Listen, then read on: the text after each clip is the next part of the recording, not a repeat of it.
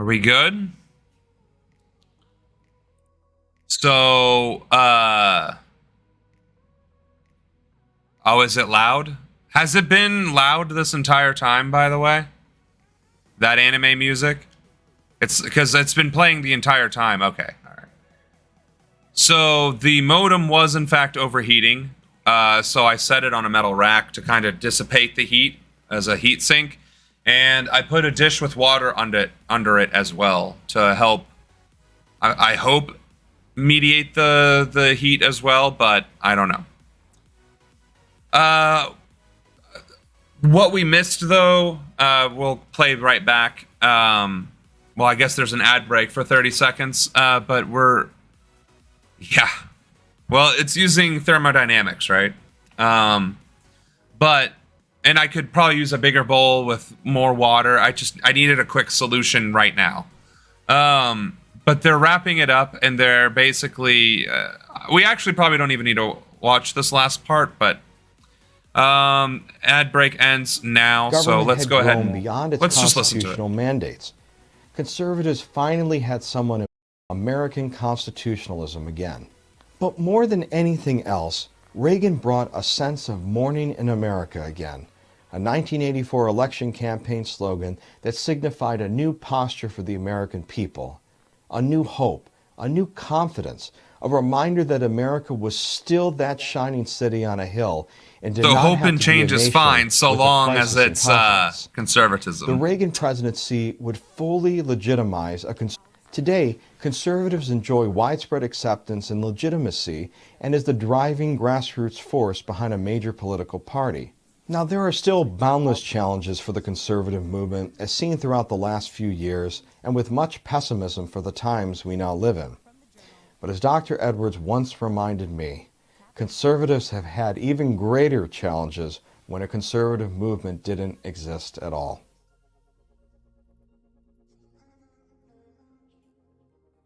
I hope this presentation has given you a better understanding and appreciation of the conservative movement. In just 1 hour, it's hard to summarize essentially never mind. a 100... Anyway, that's the end. And then we take a quiz.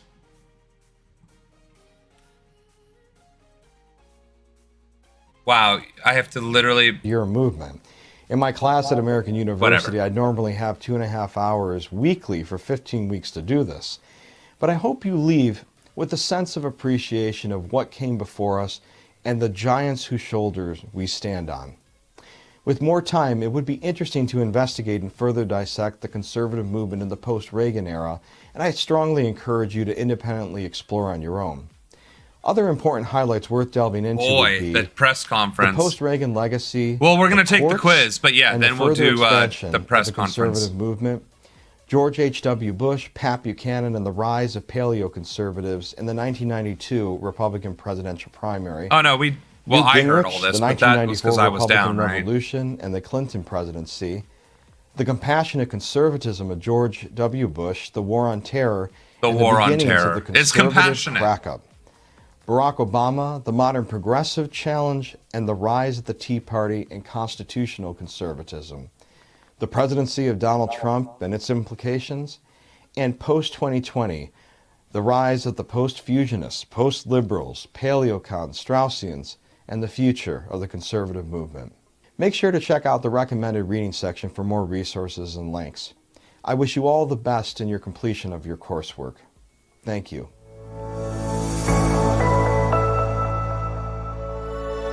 Even the ending was full of just, are you kidding me?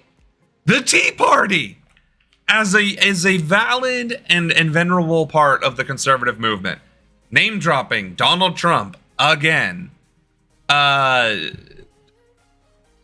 Obama. Let's take this stupid quiz. What is the group name given for pre-1945 conservatives? Old Right. Which group came about in the late 1800s and early 1900s, began to fundamentally attack American constitutionalism and is considered the 100-year-old nemesis of conservatives? So, cat's out of the bag now. It's time. Yeah. According to conservative historian Nash, which thought group was not a member of the early conservative movement three-legged stool? Neoconservatives, because they were obviously after the fact. According to Nash, which two new thought groups eventually became members of the early conservative movement? I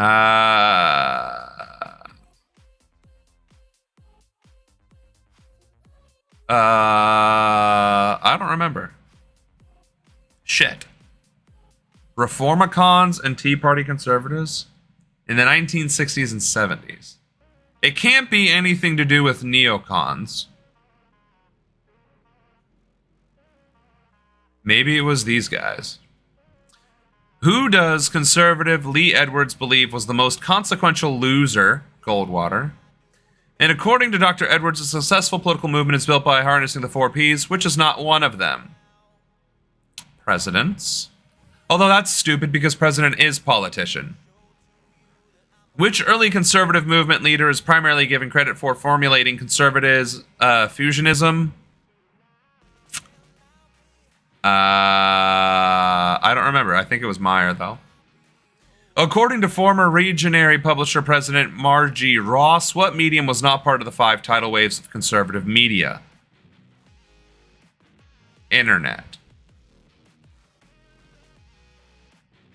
Because that didn't exist. Right? But I don't know if we have to get them all right, but still. In 1973, which conservative movement leader co-funded the... well, I don't remember. We're going to Google this then. Who co-founded the Heritage Foundation? Paul Weyrich, Follner, and Coors, so all of them. Ronald Reagan is generally given credit for all of the above. What was the thing? Let's see. 5 tidal waves of conservative media. Margie Ross Consulting.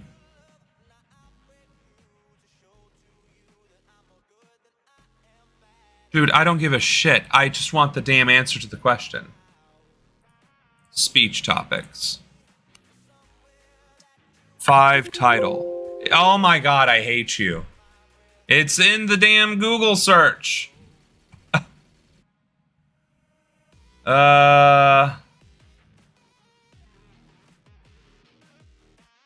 don't want to drive through it. I bet you're not the only one who cheated on this exam.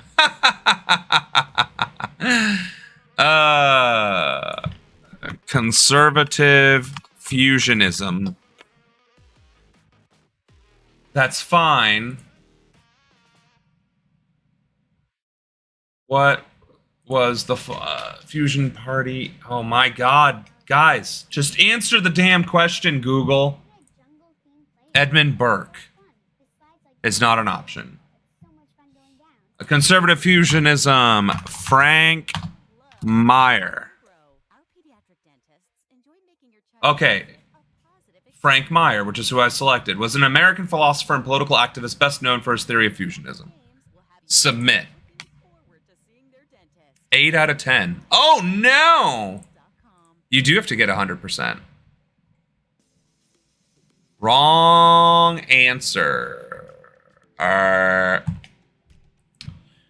George H. Nash.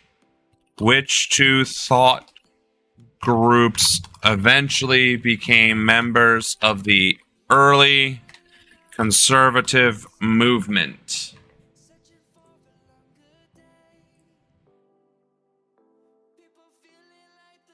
Oh, there's a Quizlet for this already.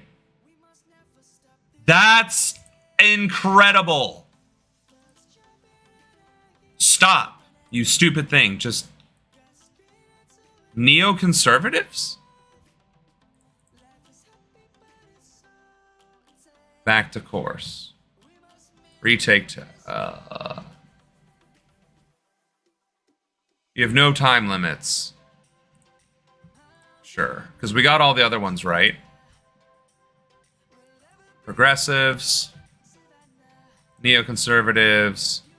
Well, then it must have been Paleo. Must have been them. Ah, we didn't see which other one we got wrong. Whoops. Presidents. Meyer. I guess all of the above. All of the above. And all of the above. What the hell answer is wrong? Oh my god. So it was all of them, as it turns out. Conservative. Social conservatives. Barry. Presidents. Meyer. All, and all. So anyway, we got our answers. The history of the conservative movement. Interestingly, they actually care if you know the history of the movement, which is fine, which is great. You know, you should in a movement know your foundations, right? But it's actually also scary that they want you to be correct, that they want you to be informed. Like, this is the exact opposite of MAGA Trump. MAGA Trump, or MAGA America, has its role in the conservative movement, but they don't rely upon it. They do want educated, intelligent conservatives running the show, which makes them even more dangerous. There's another reading list. All of those. Go ahead and download that, I guess.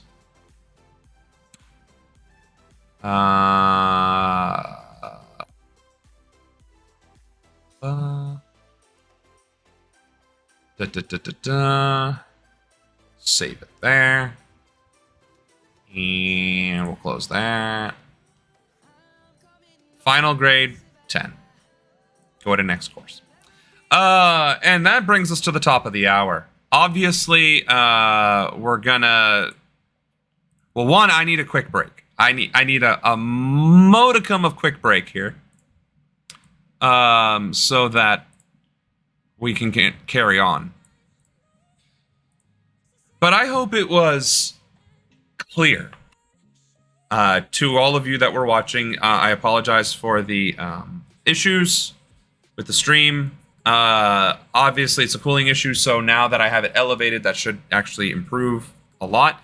But suffice to say, Project 2025 is not this idle fancy. It is not gaslighting. It is not fear-mongering. It is not Russiagate. It is not any of those things. It is an in-depth, 100 years strong organizational effort to take control of this country and her constitution. And we just completed the history of the conservative movement that literally proves that information. The rest of these lessons are more than likely going to be the bread and butter of how to get involved and what is expected of you. That's how effective his teaching is. You cheat. Well, I wasn't trying to listen to it to learn. I was listening to it to understand the kind of indoctrination we're up against, and it is bad. It is super, super, super, super bad. This is like playing the race game from Price is Right. You can't win unless you get all of them right. Yeah. They want you to be right according to their right and wrong perspectives. Exactly. No, you don't apologize for the issues. The tech should apologize. Absolutely. So, I'm gonna... Both does not approve. Give me a quick second. I'll give you guys some wonderful music to listen to. I'll be right back.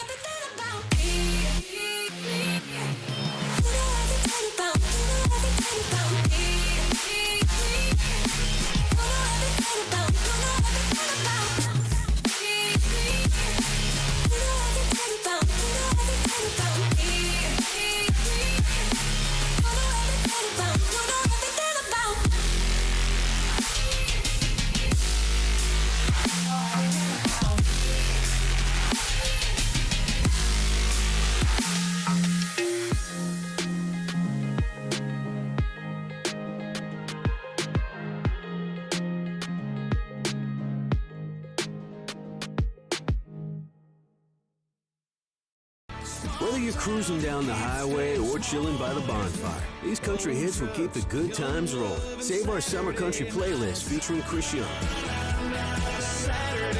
Old Dominion,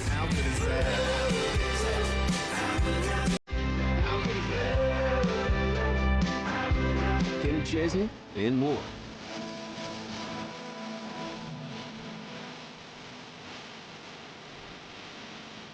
Listen on Spotify. Total Wireless is made to totally keep up with you. We now have unlimited data that never slows you down. Covered by the Verizon 5G network. And for less than $30 a month, we make your phone your ride or die. And I'm back. And no, that shouldn't be Taylor Swift. That would get me copyright struck. That would get me DCMA'd, baby, and I don't want that. All that to say, it is 7 o'clock. A 1 hour lesson plan took us 3 hours to complete because holy crap, was there a lot to talk about. And that's what's going to make this a little bit difficult to actually complete in an intelligent fashion, right? Because there are a lot. There's a lot of coursework. And granted, we could probably just rush through the quizzes and see what the certificates look like. And then just try and insert ourselves. Like, because that's what we're doing, all right? That is exactly what we're trying to do, is insert ourselves into this movement, infiltrate. That is what we are currently trying to do, is to infiltrate Project 2025. And we are succeeding. We have not been found out. But that being said, what we're up against is brainwashing, indoctrination, propaganda. Like, we are up against some nasty, nasty, nasty stuff. And yeah, I mean, we have some daylight, so I guess we can continue on. If you guys want, otherwise, well, I mean, yeah, we can.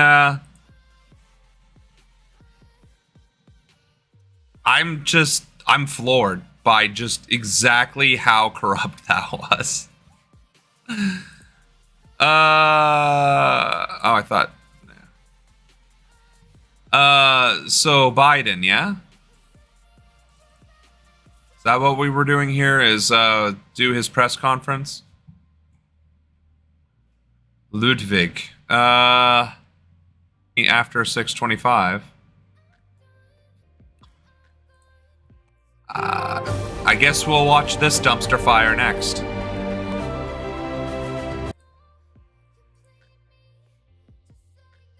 Coming up live. Hey, Pop Culture. You said this was happening. This ain't happening. Conferences. Remember, that was one of the key excuses and justifications the Biden camp had said in the days after the debate. His staff over-prepared him. And so we heard that over-prepared him. First week. What are the top ways you advise young adults to get on the right financial... Shush. What is this even? So this isn't even the same... It's not linked. Okay, so that's wonderful. I guess we'll delete that then. Our psychology thing, which seems to be woefully irrelevant nowadays. Asking Biden to step down, but let's see. So we're going to copy this. Copy, copy, copy. Put this in the Age of Empires. Link the source. Unlock it. have we heard some more about what the plan would be going forward if Biden were to choose, let's say, to drop his candidacy for the presidency? I've also seen that there's an article right now, apparently maybe the Vice President Kamala Harris being prepped against her debate skills with former President Donald Trump. What really would so be we're the just move gonna here? So what's so interesting about that question, and so many people have that question. We're going to go ahead and play some Age of Empires have already committed while we wait for this to happen. Presidential debate, I believe, with CBS and we'll have our discussion about Biden. Either in late July or early August. Of course, and it looks like our connection is finally Trump picks his running mate, which we're told he's good. going to do Not sometime bad. next week at the Not convention terrible. here.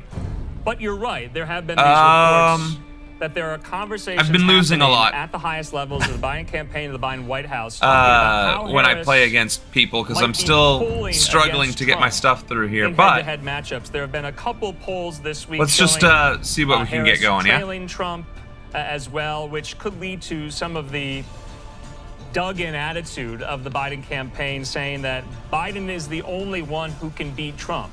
And so But when you have it's these literally the head-to-head matchups, opposite, because like Harris versus literally Trump, Biden she loses to does Trump in worse in every them single than poll Biden by does. double-digit And that numbers. is what the Biden campaign has alluded Oh, to. and yeah, to kind of pause this real quick, because our stream broke up so many times, it's going to be a pain in the ass to stitch it all together, but I will be stitching it all together so that we can cover the whole course with commentary, and we'll put that on YouTube. So YouTube at Secession to find the fully stitched out version. And then tomorrow we will continue infiltrating. Project 2025. The next course is only going to be like 30 minutes, 39 minutes, so it'll be a lot shorter. And we'll be able to transition into other aspects of our stream, maybe even get into the game a little bit earlier.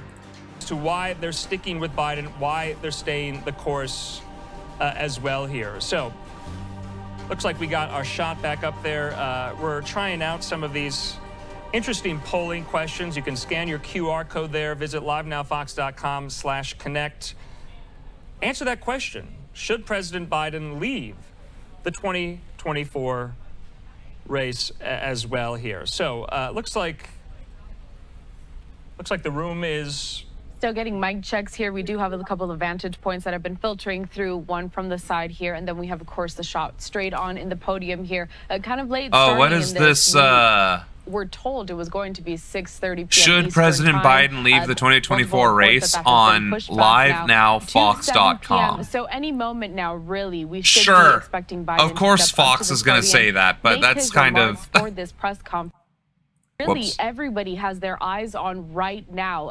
Everybody seems to be watching Biden very closely after that debate, as some people are calling disastrous, and has really prompted so many Congress members It's a disaster. to ask Biden to drop his candidacy ahead of November If you're joining election. the stream now, we tend to try to get some Age of Empires into it. We obviously stream on the category for Age of Empires on the off chance we get to play Age of Empires. So we do play, but for the most part, our channel is focused on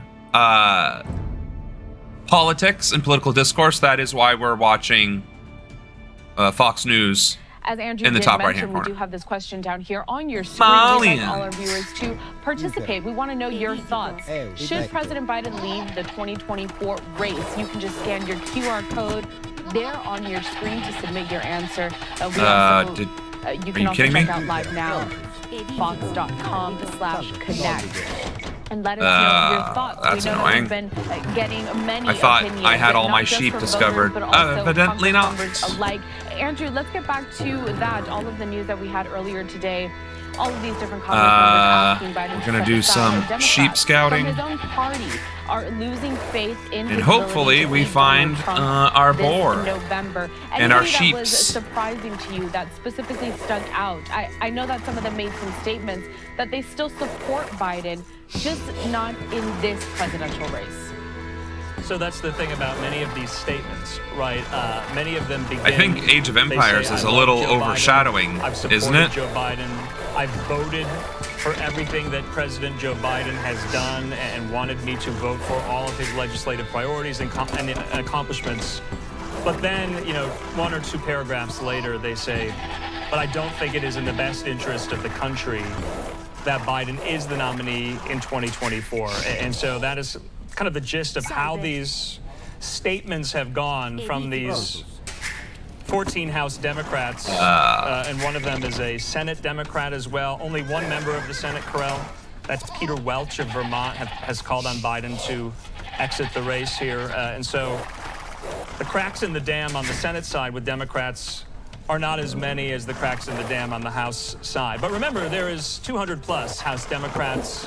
We're talking about 14 people. So, you know, let's put some perspective on it as well. All right. We found 2 of our sheep, right? Is now we found our 2 boar, quote unquote, the elefantes. But do not say it publicly here. And that is why this press conference is so important.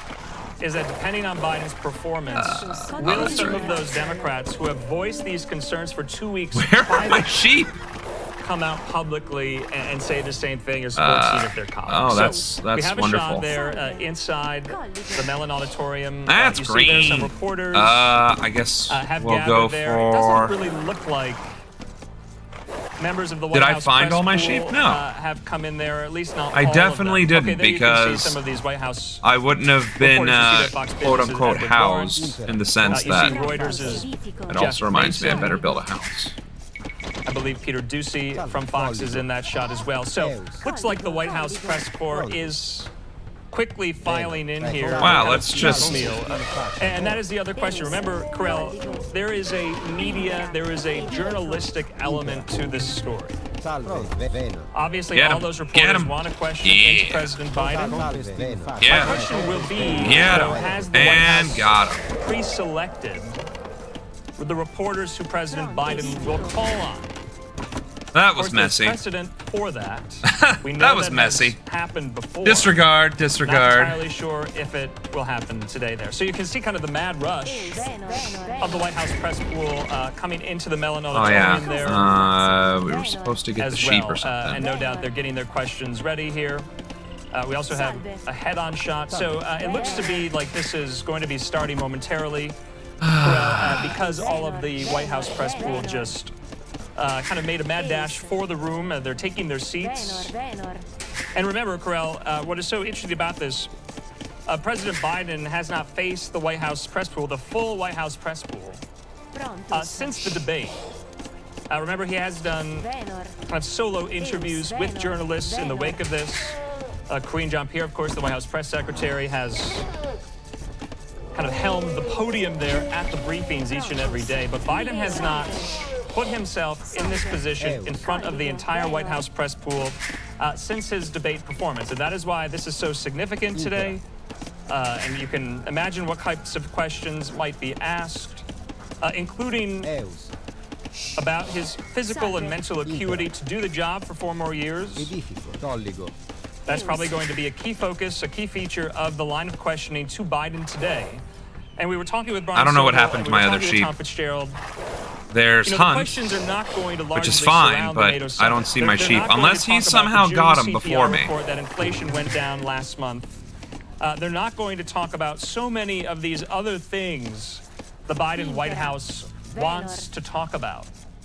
And so we're going to have to wait and see whether or not Biden can answer these questions clearly, or whether he is going to pivot to talk about his record. Right, so I to did talk find about my his sheep, thankfully. legislative accomplishments, to talk about his fitness for office. So that is what I'm going to be watching for. Will Biden put this to bed and answer these questions honestly and candidly about his health and about his viability as a candidate, and then move on to the issues of the day, or will the whole press conference be just about that, Corral? And Andrew, I know that we've been speaking also with political analysts about all of this damage control that the Biden campaign, his administration, has been doing since our presidential debate. We also aired that clip in which Biden mistakenly referred to the Ukrainian President Zelensky as President Vladimir Putin of Russia. I'd like to pull up a tweet here, get your reaction from this. The Biden-Harris headquarters. Ladies and Here it gentlemen, says, President Putin. kind of He's going to beat transcript President of what Putin. went down. President Biden, ladies and gentlemen, President Putin.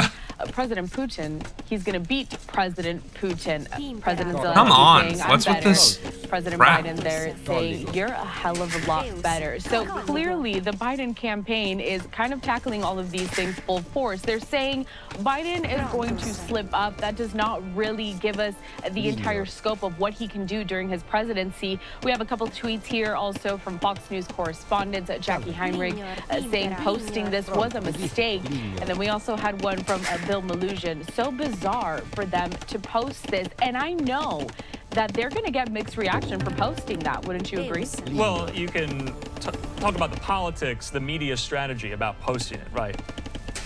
Getting out ahead of the gaffe by posting it. Kind of going all in on the gaffe rather than trying to explain it away. And you see there in the gaffe, I mean, Biden did almost immediately correct himself. He knew what he had said, and he immediately corrected for it. And so that is what one of these main accounts on social media, the Biden-Harris HQ account, is doing. This is a strategy. They're trying to get ahead of what they know is going to be highly laser focused on. This pretty big gap at the end of the NATO summit. I mean, you know, Krell, if he had said this walking into the White House on the South Lawn from Marine One, if he had said this, you know, in Wilmington or something in a different context, the importance of it would not have been as significant. But he said it introducing Volodymyr Zelensky. He said it on the third day of the NATO summit. He said it during the NATO summit, which has largely been about 95% has been about the war in Ukraine, Ukraine's possible membership path into the NATO alliance. NATO's 75 years old. Ukraine has been fighting this war against Russia for 2.5+ years. And for the American president, who has gone to great lengths to support Ukraine. I don't like how open my Russia to make this. It may seem like a my mistake, base is. This is not great at all for me in the slightest. It's not a good look. I mean, we could just be objective about it. It's really not needless a good look to say, for the president to have done that, especially going it is into making me a tad this, bit nervous. This press conference here. So I'm going to actually try and hide some of my people here. Going to ask about that moment and whether or not it is indicative. You know, performance and of course I keep getting housed. So that's obviously not helping. If you are facing questions as an 81-year-old Democratic incumbent as president, if you're facing questions about whether you can do the job, we'll go whether ahead. you have the mental fortitude to do the job for 4 more years, and you make a slip up like that, it just kind of speaks for itself. Where is this guy? So He's got to be here or in that here. tweet there, the Biden-Harris The only campaign places he can be. and some of their kind of media arms are trying to There get he ahead is. of it He's as actually well. right You remember, here. Carell, Okay. We he can did stop make fooling a around. similar gaffe in that very hastily arranged press conference. Oh my God! Can I when not the get Robert housed for Kerr 5 Special seconds? counsel report was released, and Biden came out and spoke to reporters. Then we're gonna want and to. you remember that he confused the presidents of Mexico and another world leader that I'm forgetting at the moment. I'm forgetting it as well, but that was the So he already went he for confused the presidents of Mexico and Egypt in that press conference, and so many people fixated on that, much like many are fixating on this similar gaffe, Grill. You know, I was going to say, Andrew, there have been a couple of times that we have reported on Biden getting a bit confused when it comes to names, and it really is that big focus because this entire presidency, his candidacy is riding on if voters are going to think that he's mentally competent. So while they can be considered small mistakes, at the end of the day, they kind of answer that big question for many voters is, can we trust him to run another 4 years and to be fully mentally capable of doing all of that? I'd like to bring up some live pictures from inside of this auditorium, if you will. You can see there, Chris Jean-Pierre greeting a few world leaders. We have the Secretary of Defense, thank you. Lloyd Austin. They're all about to take their seats. So it could be really any moment now that we're going to hear from Biden. Andrew, what are you most looking forward to when it comes to the questions that some of the reporters are going to be asking? I want to know whether the White House is prepared for the onslaught of questions about Biden's age and about his fitness for office. And if they are, how they have prepared Biden to answer said questions. I don't like playing like a jerk, but you know, this is at the NATO summit. It's the third kind day of what you got to do. It's not about that, and we've been kind of hammering that point. It's about all the other questions. So I pushed him off berries. I'm probably pushing him off so that's why I'll be looking for wood, which is also good. Biden can steer the conversation We're gonna about build his the record, blacksmith about his accomplishments, and increase our and range. so many other things here. So you see the White House press pool gathered. So Secretary of Defense Austin in the front row, Admiral John Kirby, National Security Council spokesperson in the looks front like row, Karine Jean-Pierre. He was going White on House still. Press Secretary in the front row, and then many others. Oh, and he in the went White House castle. press pool, Okay. and so. Oh, we're jersey. pointing out people that we see right now. This could be any moment, actually. Nice. It looks like people are taking their seats. It's about 7:15 there in Washington. But that does mean the jig is up. Around 6:30. They're about 45 We minutes can't- late. Of course, we just saw We Biden, can't force him about an hour forever and a half like ago this. with Zelensky when he made that So comment, when he we're made gonna that have gap. to And build we haven't our seen him since, and so our own some kind of introductory remarks, priority probably here. about how the NATO summit has gone, some of the key policy objectives and accomplishments that have been achieved at the NATO summit. We're just And gonna do I would that, imagine and that they're going to get into questions. That other question I have, though, is whether or not the White House pre-selected reporters on who President Biden calls on there. I don't in the room. know Now, if that we're is the gonna. case, Uh, and he's done So what? taking 8, questions from the 4. pre-selected Yeah, we're not gonna reporters, be and able to he is done with the press range him, but that's conference. Essentially, okay. You know, Carell, you've seen it a lot. So many of these reporters shout questions at Biden as he kind of wraps up some of these press conferences that he has. That happens all the time when he has Oval Office meetings with world leaders. Reporters shout questions at him. Reporters shout questions at him. Kind of to and fro from the White House, getting off Marine One and coming back. And so, and we have to add, you know, compared to previous Kind of presidents, figured that was Obama gonna and happen. Trump and George W. Bush. So instead, Biden we're gonna go ahead pales and in come back comparison, to our to our interviews base. all across the board. Press conferences. And one-on-one interviews with we're gonna print go outlets, Castle one-on-one H. interviews, with kind of the media outlets. No, the I didn't. networks, I mean, so to speak. yep, that's It does, and that is just exactly a what fact of the Biden was going to presidency. happen. When you put it up against the Obama presidency, That the is Trump exactly what presidency, we George couldn't W. Bush afford to have presidency, Biden has not made himself that available So- in these formats to the press, and he's doing that now.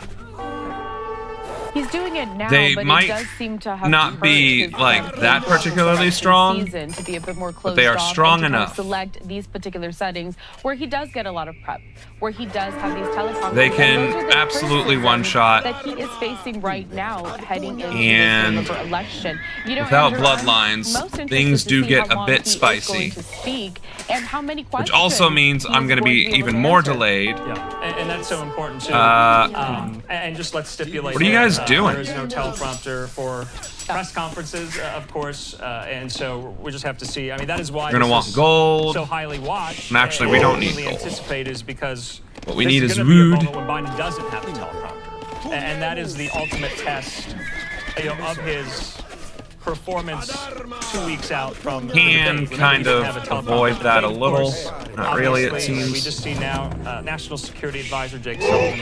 We also see Secretary of State Antony Blinken there, sitting down in the front row, gearing up. So possibly we could be seeing President Biden at any moment here. Let's Well? keep this shot up as they take their seats. I The White House need- press pool behind them, trying to see whether There or we not go. I can recognize any others there in the front row. Obviously, you see there John Kirby, the National Security Council spokesperson. Go ahead and Trying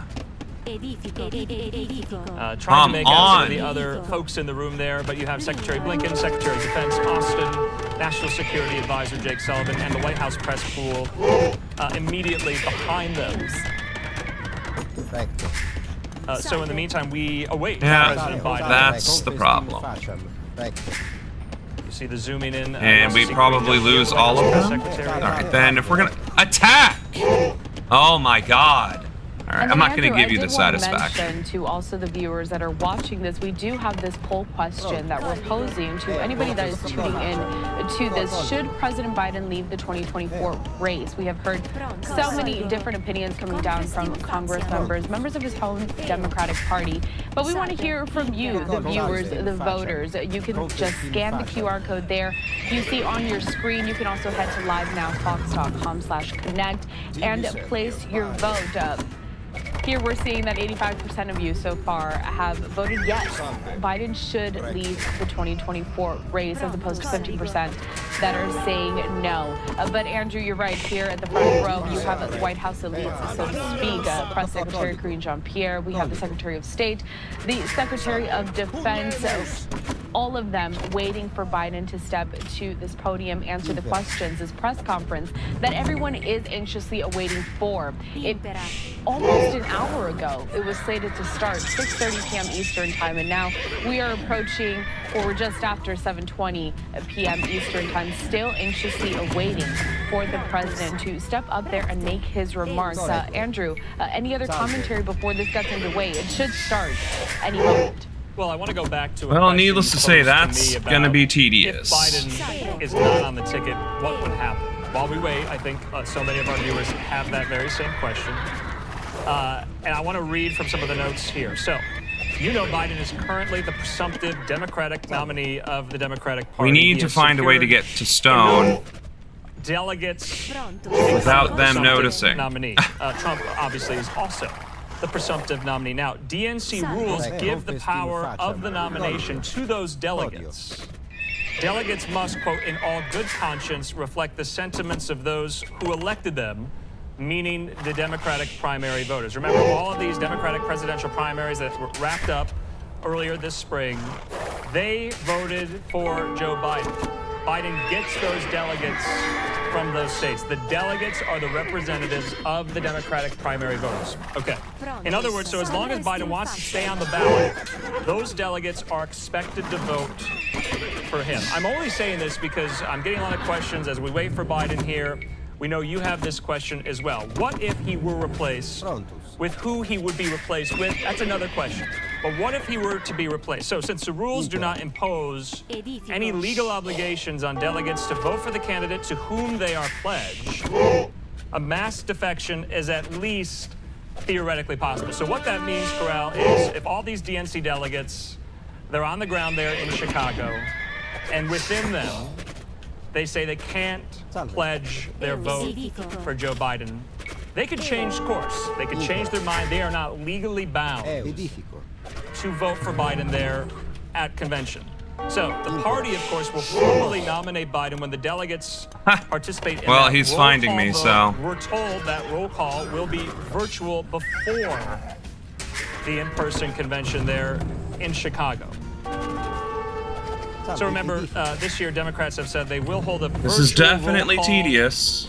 That vote's going to take place at least by August 7th. No arguments to comply there. with this ballot access deadline in Ohio. So I hope that wasn't so in the weeds for the viewers who are watching. I'm getting that question a lot just in my personal life. I think what we're going to do here is try and decided to dump Biden. And so that is kind of how that would go as well. Of course, if you dump Biden, the next question is, well, who would be waiting in the wings? Many have described Kamala Harris, the vice president, of course, as the logical conclusion to that question.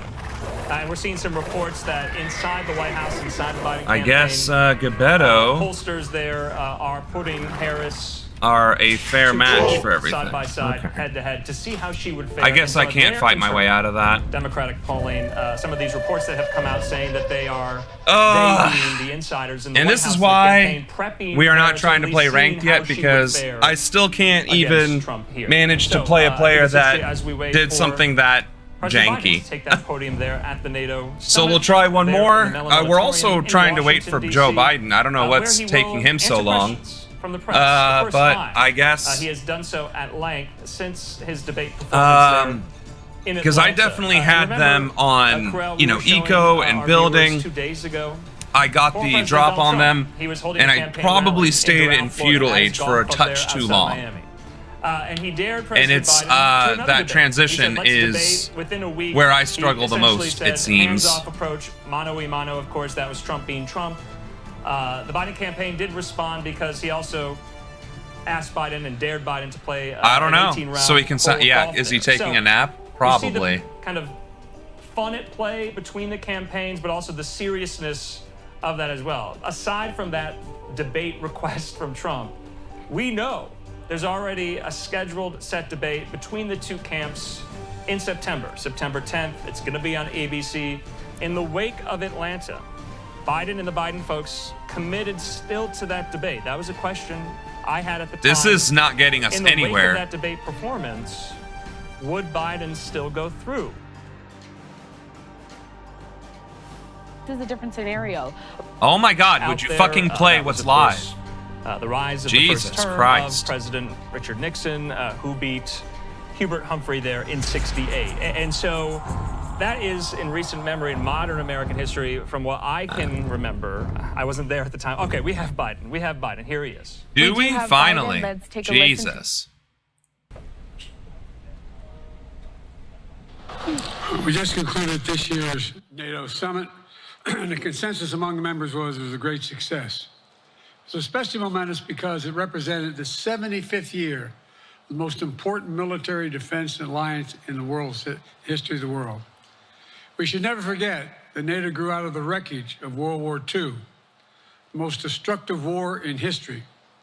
The idea was to create an alliance of free and democratic nations that would commit themselves to a compact of collective defense. Standing together, they knew we'd all be safer. An attack on one would be treated as an attack on all. And it's worked because a would-be aggressor knows if they attack one of us, they'll be attacked by all of us. Sending that message is the best way to deter aggression and prevent wars in the first place. Yeah. For those who thought Mutually NATO's assured time passed, destruction. We've already been we got through a rude that. awakening when Putin invaded Ukraine. Some of the oldest and deepest fears in Europe roared back to life. Because once again, a murderous madman was on the march. But this time, no one cowered in appeasement, especially the United States. We collected intelligence that Russia was planning to invade Ukraine months before the invasion. I directed the intelligence community to be a significant amount of intelligence to be declassified so I could start building an international coalition to oppose the invasion. Then in February, some of you remember, I warned the world that the invasion was imminent. I rallied a coalition of 50 nations from Europe to Asia to help Ukraine defend itself. Many foreign policy experts thought, as Putin amassed Russian So forces he still can't just talk, 100 miles north of is Kyiv, the main takeaway. the capital. He is literally unable to string two sentences together without having an actual issue. Capital would fall in less than a Is week. that But Ukrainian people, are we picking up the same vibe here? Today, Kyiv still stands, and NATO stands. Okay, stronger so we than it has found ever one been. boar. During the week of this summit, several Shit. head states made it a point. I cannot just have a smooth Dark Age, To thank me personally. which tells everyone that's watching that I am a low elo NATO's not warrior. only stronger, NATO is Jesus. bigger because we led the charge to bring in Finland and Sweden into the alliance. It makes a gigantic difference. Excuse me. Meanwhile, my predecessor has made it clear. All right, so we he has found no our two commitment to boars. NATO. He's made it clear Go forth. that he would feel Well, no actually, obligation to honor we know you can be Article here, 5. here, He's already or told here. Putin, and I quote, do whatever the hell you want. In fact, the day after Putin invaded Ukraine, here's what he said. It was genius. It was wonderful. Some of you forgot that, but that's exactly what he said. But I made it clear, a strong NATO is essential to American security. And I believe the obligation of Article 5 is sacred. And I would remind all Americans, Article 5 is invoked only once in NATO's long history, and that was to defend America after 9/11. I made it clear that I will not bow down to Putin. I will not walk away from Ukraine. Guess I didn't get my corner Keep in NATO there. strong. That's exactly what we did, and exactly what we'll continue to do. Now, the future of American policy is up to the American people. This is much more than a political question. It's more than that. It's a national security issue. Don't reduce this to the usual testament that people talk about, issues of being a political campaign. It's far too important. It's about the world we live in for decades to come. Every American must ask herself or himself, is the world safer with NATO? Are you safer? Is your family safer? I believe the American people know. The answer to all those questions is yes. And I believe the American people understand that America is stronger because of our alliance. I believe the American consensus from I Truman guess to Reagan blue to is me going to be to our left. still holds today. Because there's no cannot retreat berries, from the there's no world. nothing over here. We must lead the world. There's nothing to indicate that We're an indispensable nation, they're as down Madeleine below Albright us. wrote. Yeah, Now he's let me turn to slurring his 3 other key words. issues. He's struggling to string 2 This words is one. together. We had a great economic report showing inflation is down. Overall prices fell last month. Core inflation is the lowest. Okay, so I it's screw been that in up 3 somehow. years. Prices are falling for cars, appliances, and airfares. What? Grocery prices have fallen since the start of the year. What? We're going to keep working to take down What? corporate greed to bring those prices Why are down. you lying, Joe? Meanwhile, Trump's Lying calling for Joe 10% Biden. tariff What on the everything Americans buy, including food from overseas. Things vegetables, are and cheaper. other necessities. Where? Economists tell Where us are they cheaper? that would Please cost show the me average where they are American working cheaper. family another $2,500 a year. It's a tax of $2,500 a year. Second, our efforts to secure the border, southern border, is working. After Trump killed the bipartisan effort to secure the border, Republicans and Democrats have worked on, because he thought it would benefit me and make him a loser, Republicans walked away. So I took executive action last month. As a consequence, Well, we found him. And I was border right. encounters have gone down over 50%. The current level is lower today than when Trump left office. Third, for months, the United States has been working to secure a ceasefire in Gaza, to bring the hostages home, to create a path for peace and stability in the Middle East. 6 weeks ago, I laid out a detailed plan in writing. It was endorsed by the UN Security Council, the G7. That framework is now agreed on by both Israel and Hamas. So I sent my team to the region to hammer out the details. These are difficult, complex issues. There's still gaps to close. We're making progress. The trend is positive. And I'm determined to get this deal done and bring an end to this war. Right, which they're should 4 end times now. more expensive, and Let Hamas me and conclude Israel. right again. Well, Hamas approved it, We're but the Israel United States has of America. unilaterally We are rejected it. indispensable nation. So I don't know again what world he's living in, but it is not reality. This moment matters. We must rise to meet it. With that, I'll take your questions. I've been given a list of people to call on here. Reuters, Jeff Mason. Why did you kill 2 freaking pigs? Mr. President, your political future has hung over the NATO summit a little bit this week. Speaker Pelosi made a point of suggesting that your decision on whether to stay in the race was still open. George Clooney and a handful of lawmakers have called on you to step aside. Reuters is reporting tonight that UAW leadership is concerned about your ability to win. UAW just endorsed me, but go ahead. Thank you.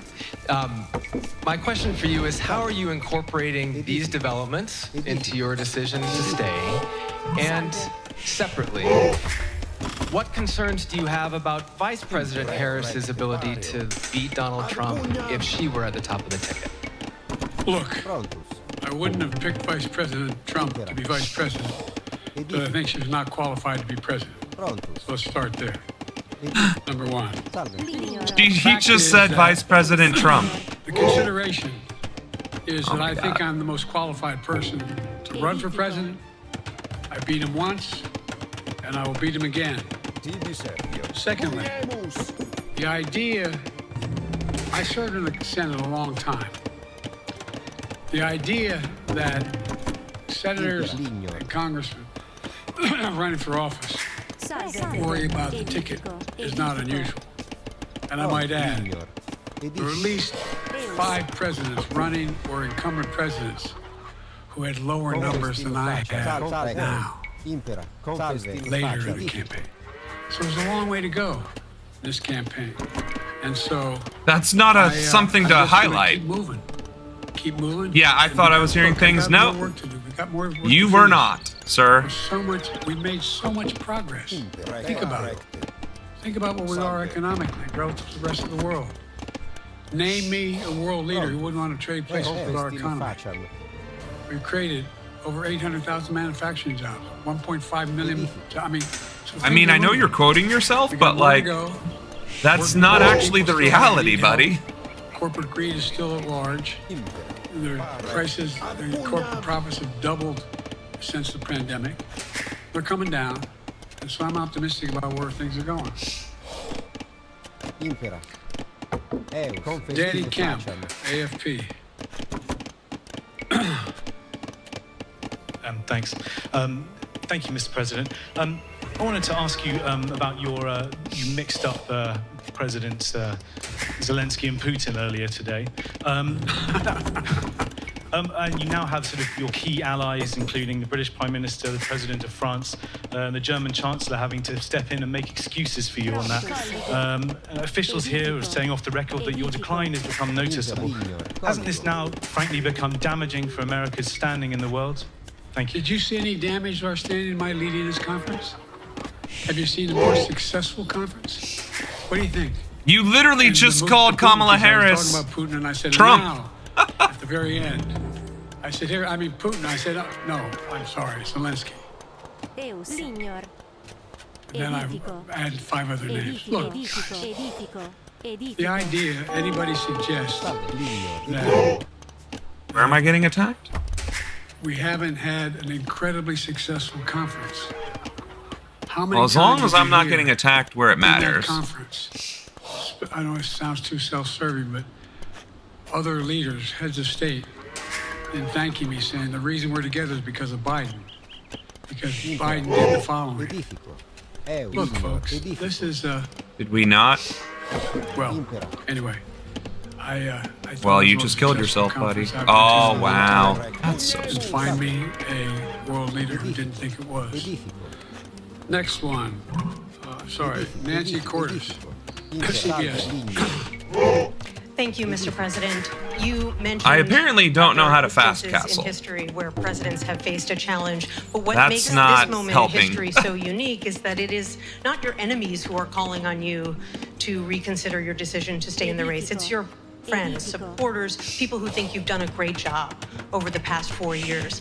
Have you spent time thinking about what it would mean for your legacy, which you've worked decades to build, if you stay in the race, despite the concerns that voters say they have, and you lose to someone who you yourself have argued is unfit to return to the Oval Office? Well, look, I'm not in this for my legacy. I'm in this to complete the job I started.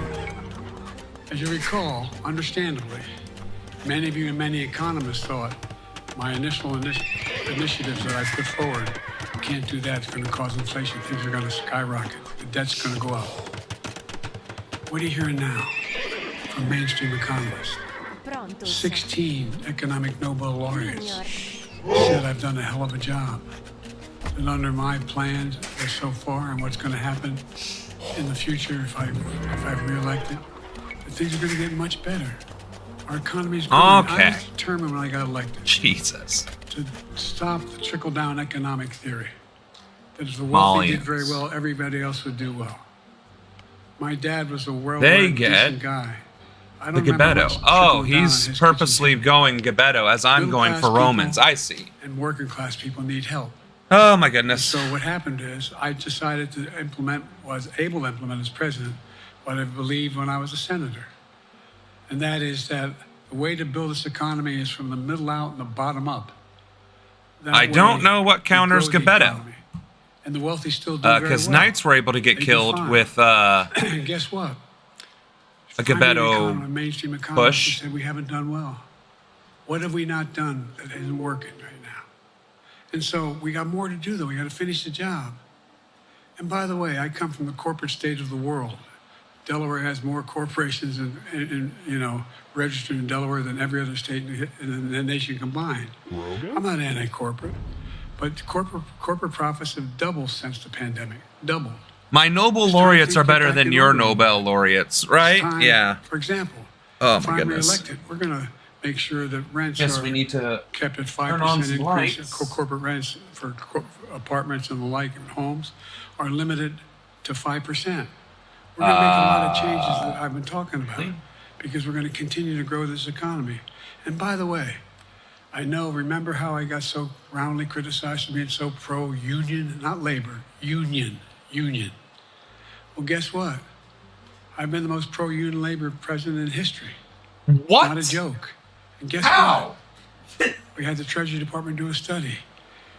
When unions do better, So I guess we're just everybody lying does about better. stuff now.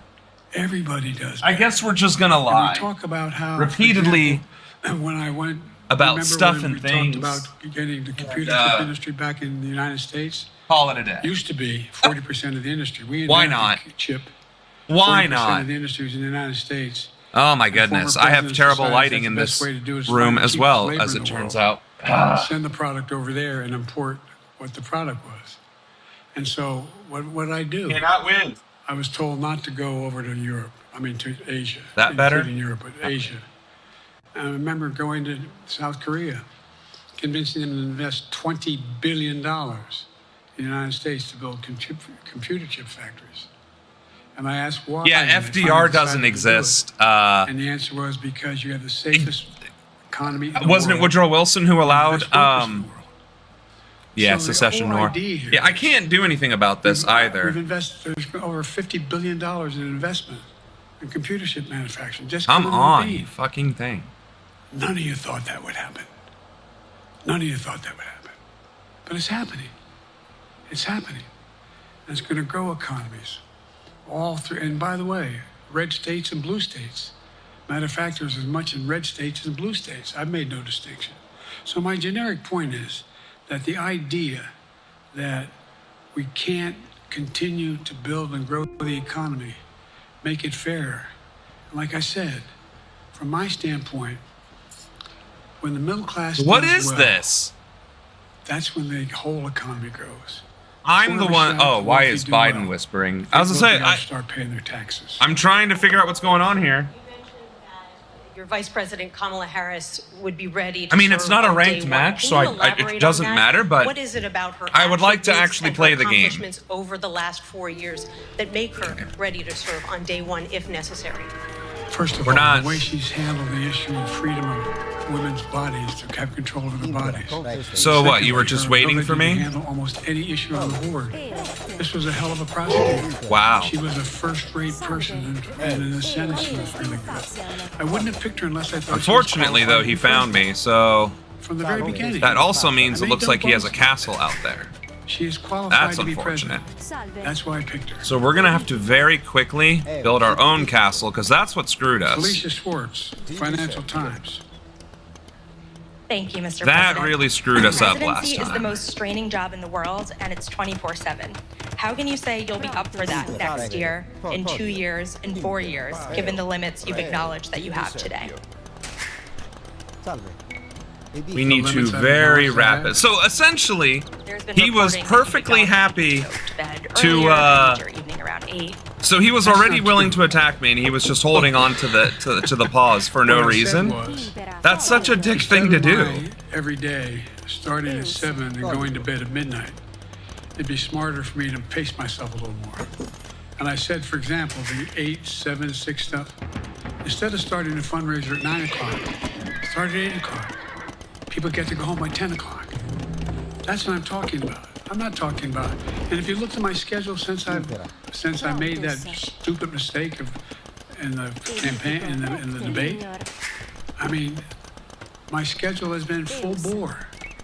I've done, where's Trump been? Riding around in his golf cart, filling out his scorecard before he hits the ball? I mean, look, he's done virtually nothing. So we're gonna have to build a castle. And I don't know how many. Then we're gonna have to go right back to gathering food. Someone with thousands of people showing up. And so I just think it's better posts. Stop standing around. Inclination, whether I was playing sports or doing politics, just to keep going, not stop. I just gotta just pace myself a little more. Pace myself. In the next debate, I'm not going to be traveling in the 15 time zones a week before. Anyway, that's what it was about. That's what it was about. And by the way, even with that, I love my staff, but they add things. They add things all the time. Very end. I'm catching hell from my wife for that. Anyway.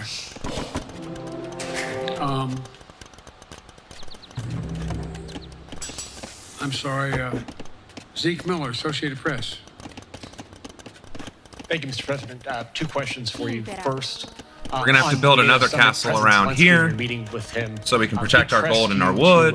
Lift your limitations on the Ukrainian use of American weapons, saying that in his public remarks afterwards, saying that Ukraine cannot win the war unless those limitations are lifted. Are you reconsidering your position on that? And then secondly, following up on Felicia's question there, leaders of your own party have said that they're not worried about that debate. They're worried about the next bad night and the bad night after that. How can you reassure the American people that you are up to the task and that there won't be more bad nights at the debate stage or somewhere else? First thing about Zelensky asking for the ability to strike deep into Russia. We've allowed Zelensky to use American weapons in the near term, in the near or abroad, into Russia. Whether or not he should be attacked. For example, should Zelensky, he's not. If he had the capacity to strike Moscow, to strike the Kremlin, would that make sense? It wouldn't. The question is, what's the best use of the weaponry he has? The weaponry we're getting to it. I've gotten a more long-range capacity, as well as defensive capacity. And so our military is working. I'm following the advice of my commander-in-chief, the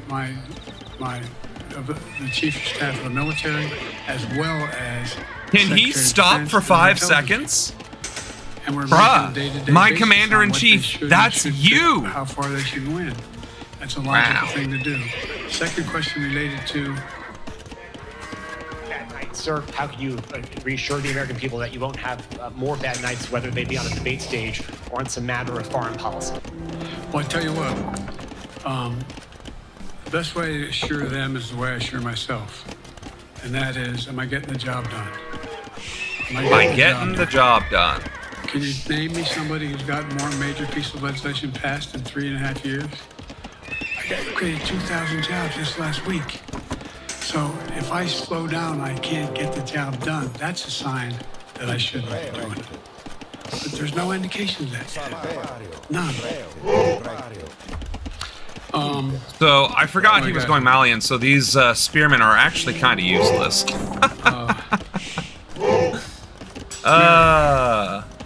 Lusky Radio. Let's go ahead and Thank you, Mr. President. How are you? I'm well. Not certain what we build, though. Have consequences around to be perfectly honest, I'm not entirely certain what we build. I just asked President Macron about you, and he said we are happy to have him as the President of the United States. But there is a concern. Many people in Poland and across Europe are worried that the former president may win the election.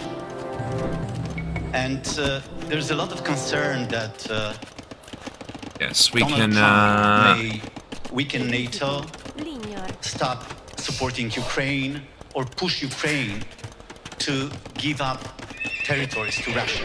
They're correct. And yourself was warning just 2 minutes ago about it. So my question is, do you think that Europe will be left on its own? What we really need is Donald Trump wins the election to start really going for it. I think he's trying to go imp. Leaders to prepare for possible U.S. disengagement. Well, look, I think. How can I say? If he's trying to go imp, that's why his points just dropped. So not having massively. my European allies come up to me and say, Joe, don't run. What I hear them say is, the hell? you've got to win. You can't let this guy come forward.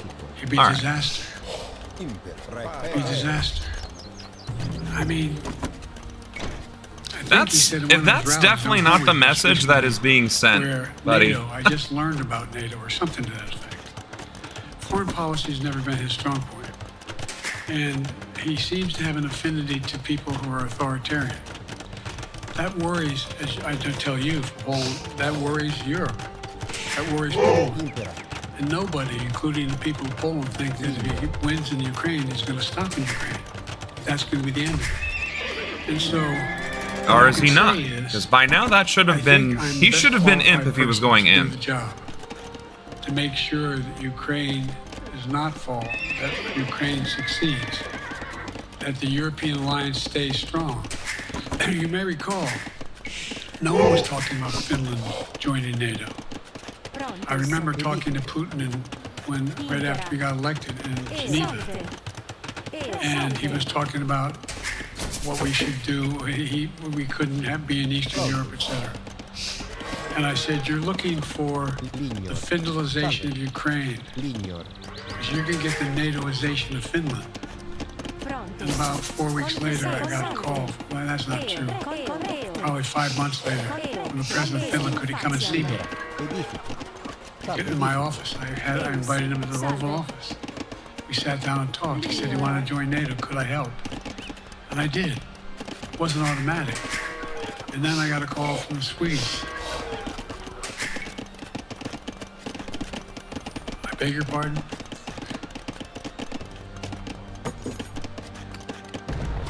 And so Finland joined NATO. 800-mile border is significant. And they were already allies, but they weren't part of NATO. And you heard, I think you heard, maybe, I can't recall what he said in public in our closed meeting, but he wouldn't mind it being repeated. He said, we decided in Finland, the people of Finland decided they had to be part of NATO. It was in our interest because of the joint ability to be together, to dissuade any attack on Finland. And the same thing with Sweden. It took a lot of selling to some folks, particularly in Turkey and other places, to agree to the expansion. But it expanded. And we're a hell of a lot stronger because of it. More secure because of it. And by the way, I was able to get 50 other nations, 50, to support Ukraine. 50. We were able to bring about a coalition of Europe and Asia, Japan and South Korea. I just we talked about AUKUS, and we talked about the relationship between Australia, New Zealand, Japan, South Korea, the United States. We're making the world safer and stronger because we have to deal with the new arrangement that exists in the world. The Cold War is over. The post-war era is over. What is going to replace it? And I respectfully suggest I have a pretty good idea what that should be. I'm convinced a lot of people will follow it. We're just going to get stronger. Jesus, you scared the shit out of me with that. Slinger.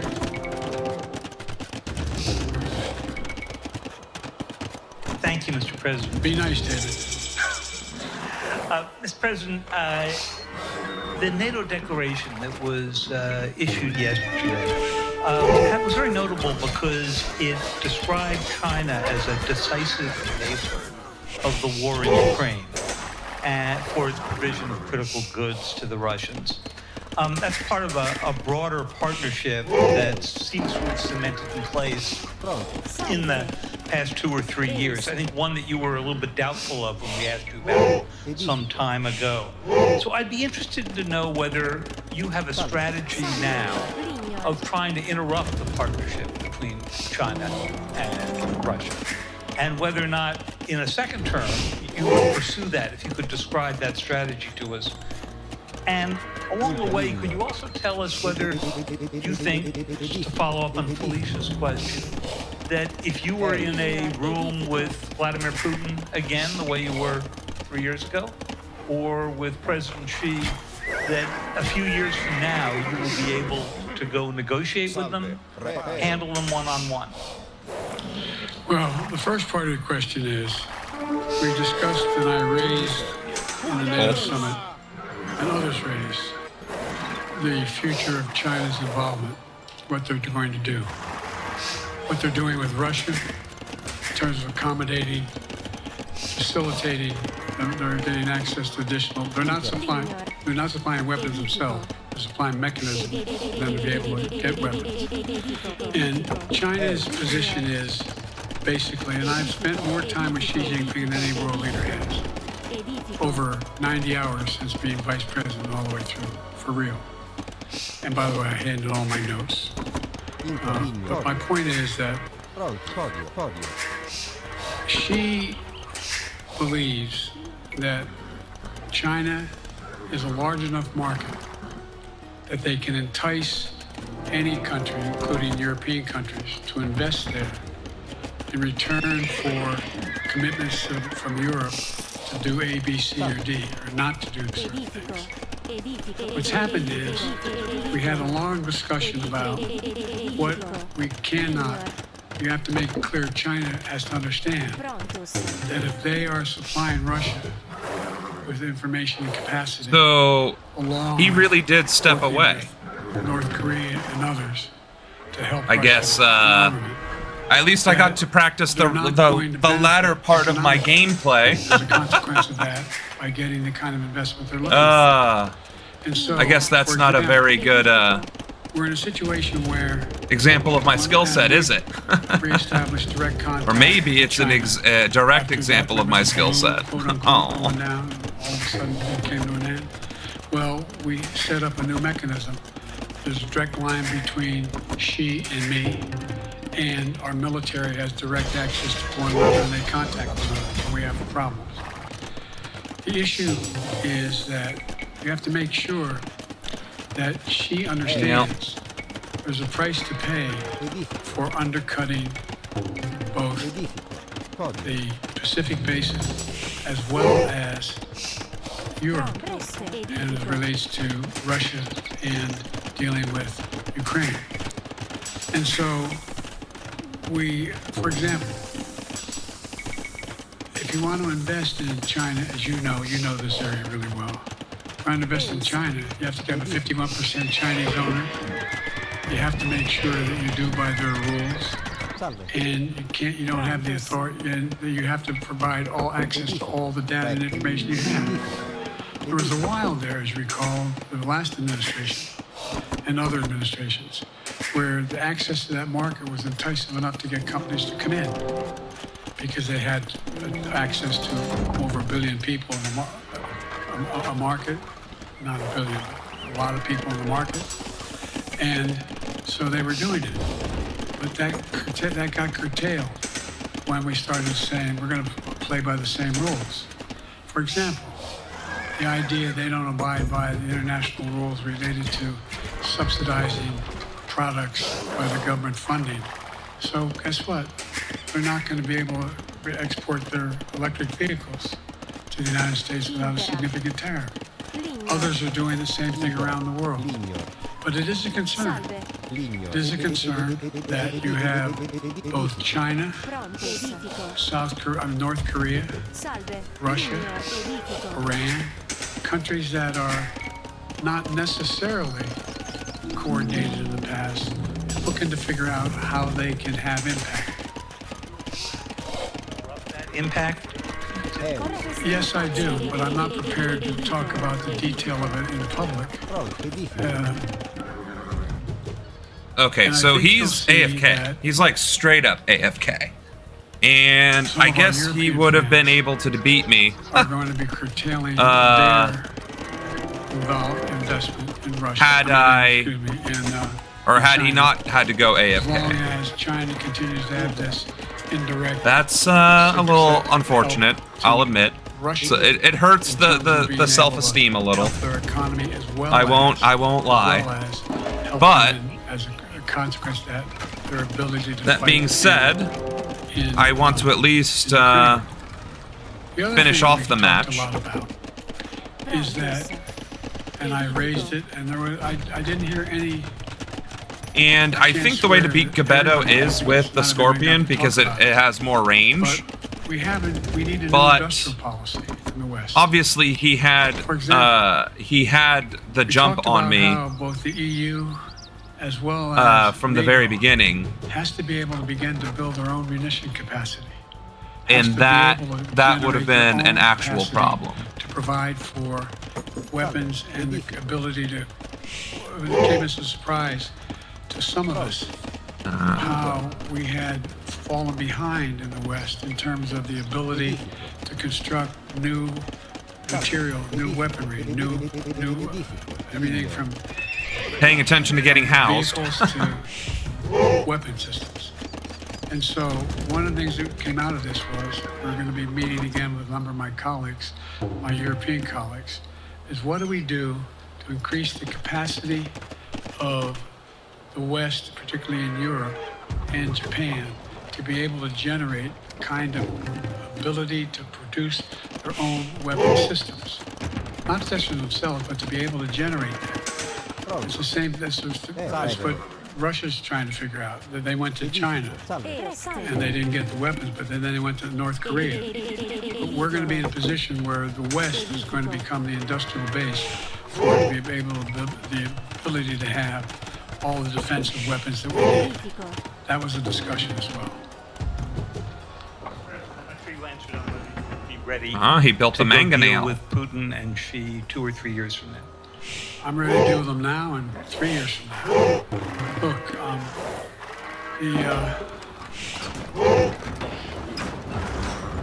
like I said, I'm dealing with Xi right now. I'm in direct contact with him. I have no good reason. Do I not have? Oh, I don't have ballistics, do? Oh. There's not much that. I don't have ballistics, so that's not going to get me very far, is it? In terms of accommodating any change in his behavior.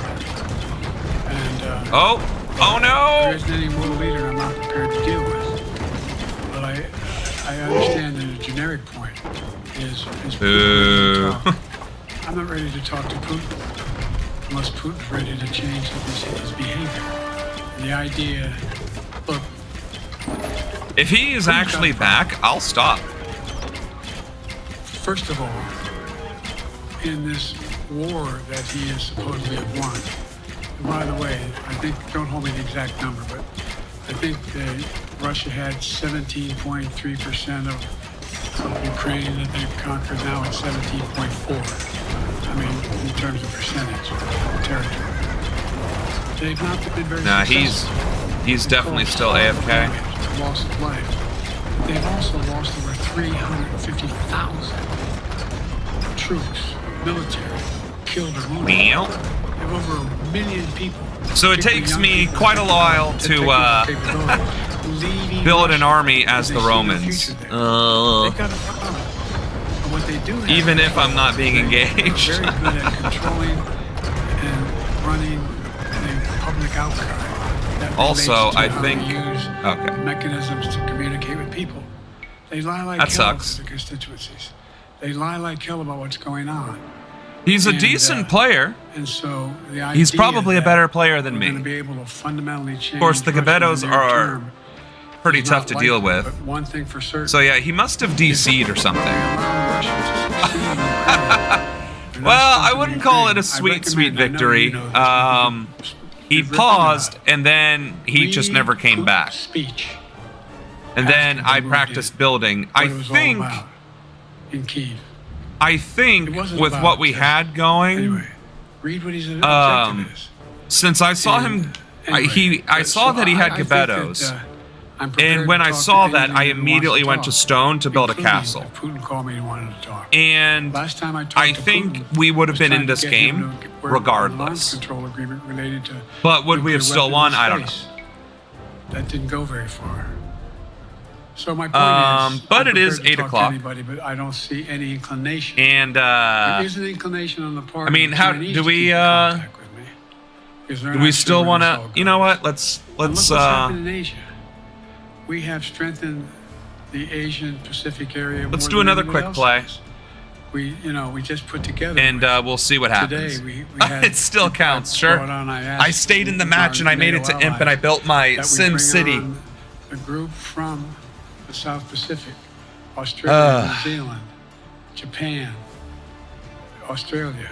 I mentioned Australia. Where would this light actually and make I it met look? twice now, I think, with the 14 leaders of the Pacific Island nations. And we've slowed down what's going on there. We've slowed down It's a little better. China's reach. A little. But there's a lot of work to do. This is a moving target.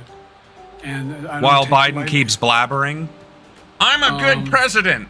Are you though? Are you though?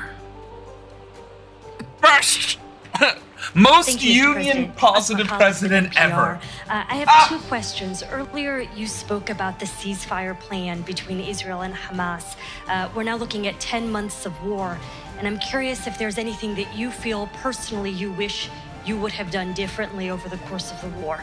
And then secondly, if I may, I wanted to ask you about your presidential campaign. I remember covering your campaign in 2020, and there was a moment where you referred to yourself as a, quote, bridge candidacy, a transition to a younger generation of leaders. All right, let's I go. wanna understand This is going to be a fast what castle changed. because we have stone walls. Let's go back. Also, can I be read? Yes. All right, let's talk go. About would I All right. change anything that's happening Fast with castle Israel strategy, and the 27 Palestinians population. and the Let's go. The answer is, as you recall, from the very beginning, Although I'm not, I don't remember now went if to I'm Israel, supposed, but I also how much food and had wood I'm immediate supposed to go. contact with Sisi I in do Egypt. know I met with that I the tend to King of go Jordan. I met with most of the Arab leaders to try to get a consensus. you need to go with, what had to be done to deal with getting more. what am I trying to say here? And food and medicine into You do have to go with farms earlier than and you would normally. pushed it really hard,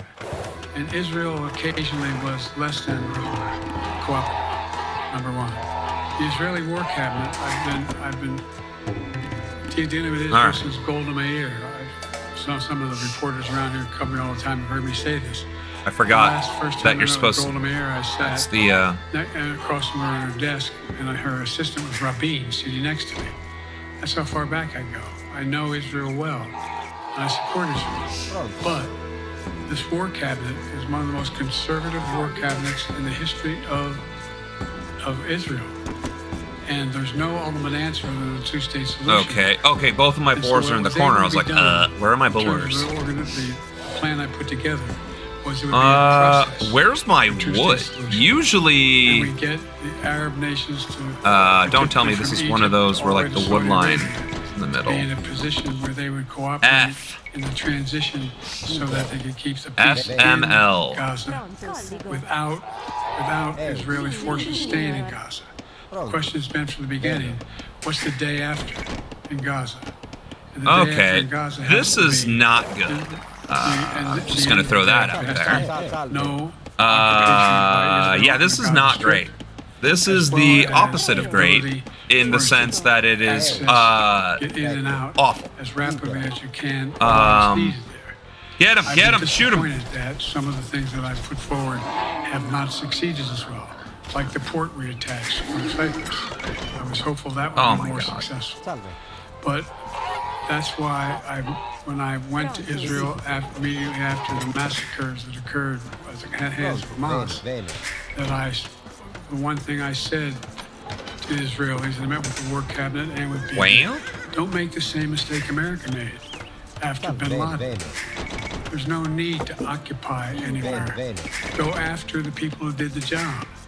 You may recall, I still get criticized. That's actually for it, relatively but reasonable. I was totally opposed to the occupation and trying to unite Afghanistan. Once we got bin Laden, we should have moved on. Because it was not no one's ever going to unite that country. I've been over every inch of that, not every inch, the entirety from the poppy fields all the way to the north. I said, don't make the same mistake we made. Don't think that's what you should be doing, is doubling down. We'll help you find the bad guys, Sinwar and company. And all this criticism about I wouldn't provide the weapons they needed. I'm not providing them 2,000-pound bombs. They cannot be used in Gaza or any populated area without causing great human tragedy and damage. But remember that's what both our happened bores. when you had the attack on Israel. Then we'll get our hunt. And ballistic missiles. I was able to unite the Arab nations as well as Europe, and nothing happened. Nothing got hurt. It sent an incredible lesson. Oh, that's where my wood line is supposed to be. So there's a lot of things. That's fine. Do that then. I wish I had been able to convince the Israelis to do. But the bottom line is that is why you are supposed to doesn't mean scout. walk away from going after Sinwar and Hamas. And if you notice, you know better than most, there is a growing dissatisfaction on the West Bank from the Palestinians about Hamas. Hamas is not popular now. And so there's a lot of moving parts. Hamas is part of the government. Moving to make sure that we get as much done. What are you smoking? Toward a ceasefire. And do you have extra? Ceasefire and get those. And by the way, look at the numbers in Israel. Shoot. I mean, Hold on. My Come on. numbers are better in Israel Oh my than God. they I are don't. here. Build And the again, house. there's a lot of other people here too. But anyway. Build it. Why didn't you let me build, you jerk? Candidacy in 2020, you referred to yourself as being a bridge candidate for a younger, fresher generation of Democratic leaders, and I wanted to know what changed. What changed was the gravity of the situation I inherited in terms of the economy, our foreign policy, and domestic division. And I think, I won't put words in anybody's mouth. Most presidential historians give me credit for having accomplished more than most any president since Johnson and maybe before that. Get major pieces of legislation passed. What I realized was... What is he smoking? A long time in the Senate had equipped me to have the wisdom to know how to deal with the Congress, to get things done. We got more major legislation passed that no one thought would happen. And I want to finish Wow. to get that finished. If tomorrow, if we had a circumstance where there was a lineup and I hadn't inherited what I did and we just moved things along, anyway, it's going to change. Last question. Haley Bull, Scripps. No, Josh Weinberg, I'm sorry, was the next one. I'll do 2 more questions. Thank you, Mr. President. Many of your colleagues, Democrats in the Hill, are watching tonight as they assess what they want to say about your candidacy. I'm wondering how you're thinking of this right now. It seems like your answer is clear, but they're watching how things go tonight, tomorrow in Michigan, next week in Texas and Nevada. Are you thinking that way about how the next week or 2 goes would inform your Am I decision? using that way, you say? Are you thinking that way about how the next 2 weeks go? Will that affect your decision, or are you fully determined on running in November as the party's nominee? I'm determined on running, but I think it's important that I allay fears by let them see me out there. Let me see them out, for the longest time it was. I can tell you right now, if I was a Democrat and this is what I was watching, my concerns would not be assuaged. And I'm not saying that to be bashing Biden. He has not once gone 5 minutes without making a mistake. I'm going out in the areas where we think we can win, where we can persuade people to move our way. And it's not about where you think you can win. You should be reaching out to the American people, which is a failure of the Democratic Party. Anybody's had in a long, long time. What do you call it? We have well over marketing, 1,000 volunteers. Campaigning strategy. It's just garbage. Making tens of thousands of phone calls. We have headquarters. I forget exactly how many. I want to cite a number and then find out I'm off. But we have scores of headquarters in all the toss-up states. We're organized. We're moving. And that's awful hard to replace in the near term. And so, and here's the other thing. I was in the Senate a long time. very proud of what I've done in the Senate. I was chairman of the Foreign Relations Committee for a long time, and I was chairman or ranking member and chairman of the Judiciary Committee. I'm going to be going down to the Johnson Library. Anyway, I'm going to be going around making the case for the things that I think we have to finish and how we can't afford to lose what we've done or backslide on civil rights, civil liberties, women's rights, and that little button we have. Control guns, not girls. I mean, the idea we're sitting around, this one Kamala was so good as well. We're sitting around, more children are killed by a bullet than any other cause of death. The United States of America. What the hell are we doing? What are we doing? We got a candidate saying, promise the NRA, don't worry, I'm not going to do anything. I'm not going to do anything. We got a Supreme Court that is what you might call the most conservative court in American history. This is ridiculous. There's so much we can do still. And I'm determined to get it done. It's about freedom. By the way, I'll end this. Well, I'm not going to do that. Haley has to come up too. But I remember I made a speech on democracy in Philadelphia, in Independence Hall. And I'm not being critical, just observing. The bulk of the press, what the hell are you talking about that for? Democracy. You did. Democracy's not an issue. Democracy's not an issue. Except the polling data showed 60% of the people knew I was right, thought I was right. I'm not asking you a question. You don't have to answer, obviously. But do you think our democracy is under siege based on this court? Do you think democracy is under siege based on Project 2025? Do you think he means what he says when he says he's going to do away with the civil service? Eliminate the Department of Education? Make sure, I mean, we've never been here before. And that's the other reason why I didn't, you say, hand off to another generation.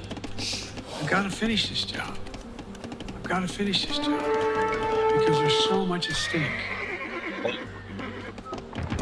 You've had some discussions over the past few days with your press secretary about the question of health exams. You said you take a cognitive test every day in this job. Are you open to taking another physical or test before the election? Governor Whitmer of Michigan, for instance, said it wouldn't hurt to take a test. Well, look, two things.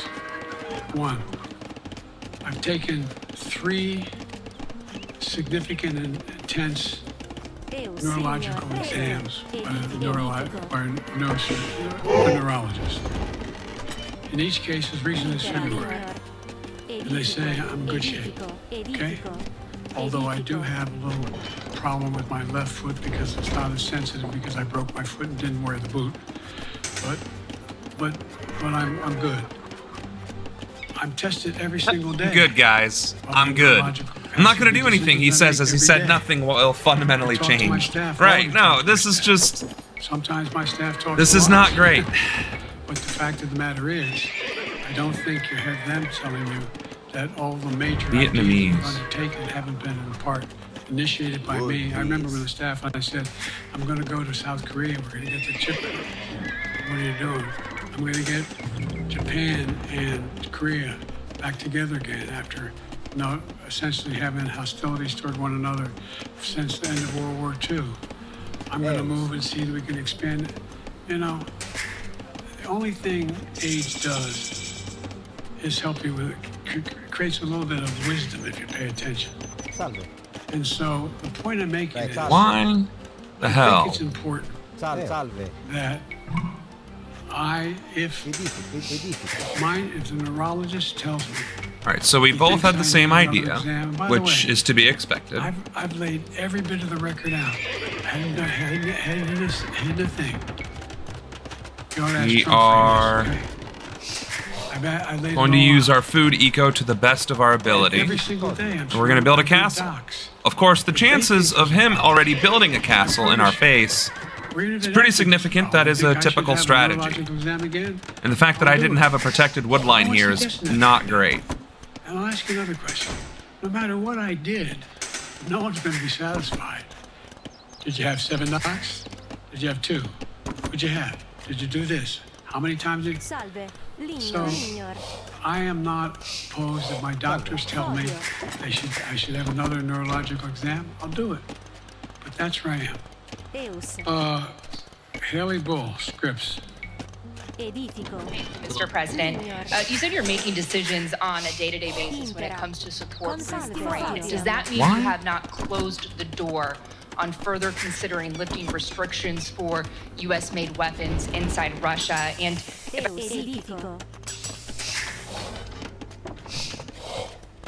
if they have second I'm just very nervous that I'm about to get hit with a castle, so I'd like to have a castle ready to go. I get overwhelming support. Overwhelming support. I won, I forget how many votes I won in the primary. Overwhelming. And so tomorrow, if all of a sudden I show You up at the won convention, overwhelming everybody's support in the doing something primary else, because you're the only it's effing democratic candidate. process. It's not gonna happen. Are you serious right now? Sure. Hey, I won the primary handily. Disregard that I'm the only candidate. I served as a senator. Jesus. I understand the impetus of candidates running for local office and whether they think topic can help them or not. In my state of Delaware, which was a very, at least a purple, it was a red state when I started, in terms of when you now talk red and blue. Great. My eco-balancing could use some work, as it turns out. Presidents winning my state when I was a candidate. The truth of the matter is, I understand the self-interest of a candidate. All right, so I have my If castle. they think that, The question is, am I going to be able to drop it? But so Where far, should I drop it?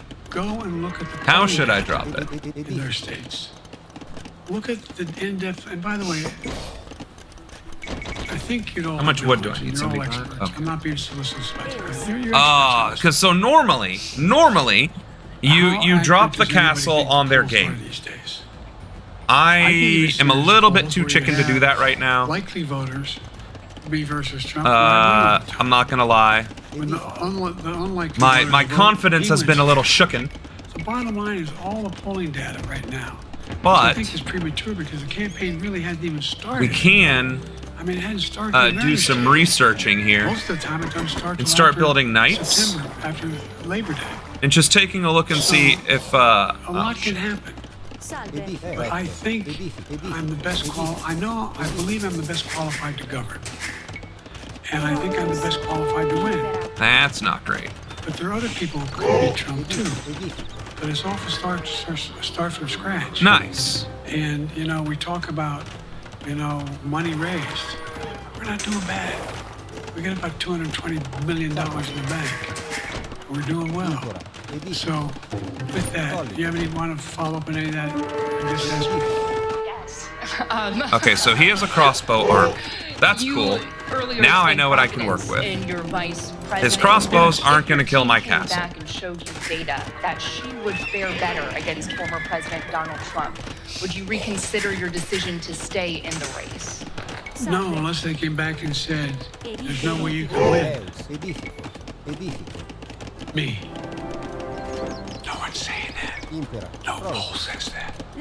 Why are you whispering? This ends tonight's press conference. Thanks, everybody. Yeah. This concludes. Why the hell?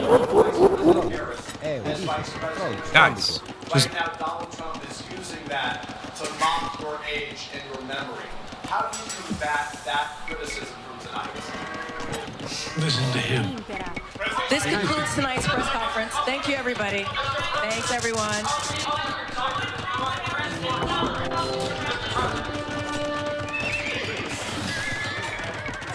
All right, President Biden there at this press conference. Boy, there's a lot to get into. he has all went that money in on, his for funding bank. almost The funding an has hour slowed there, down. taking questions on a whole host of, yes, foreign policy matters, but also about the future, the viability of his campaign. That was kind of a very pointless some of these endeavor.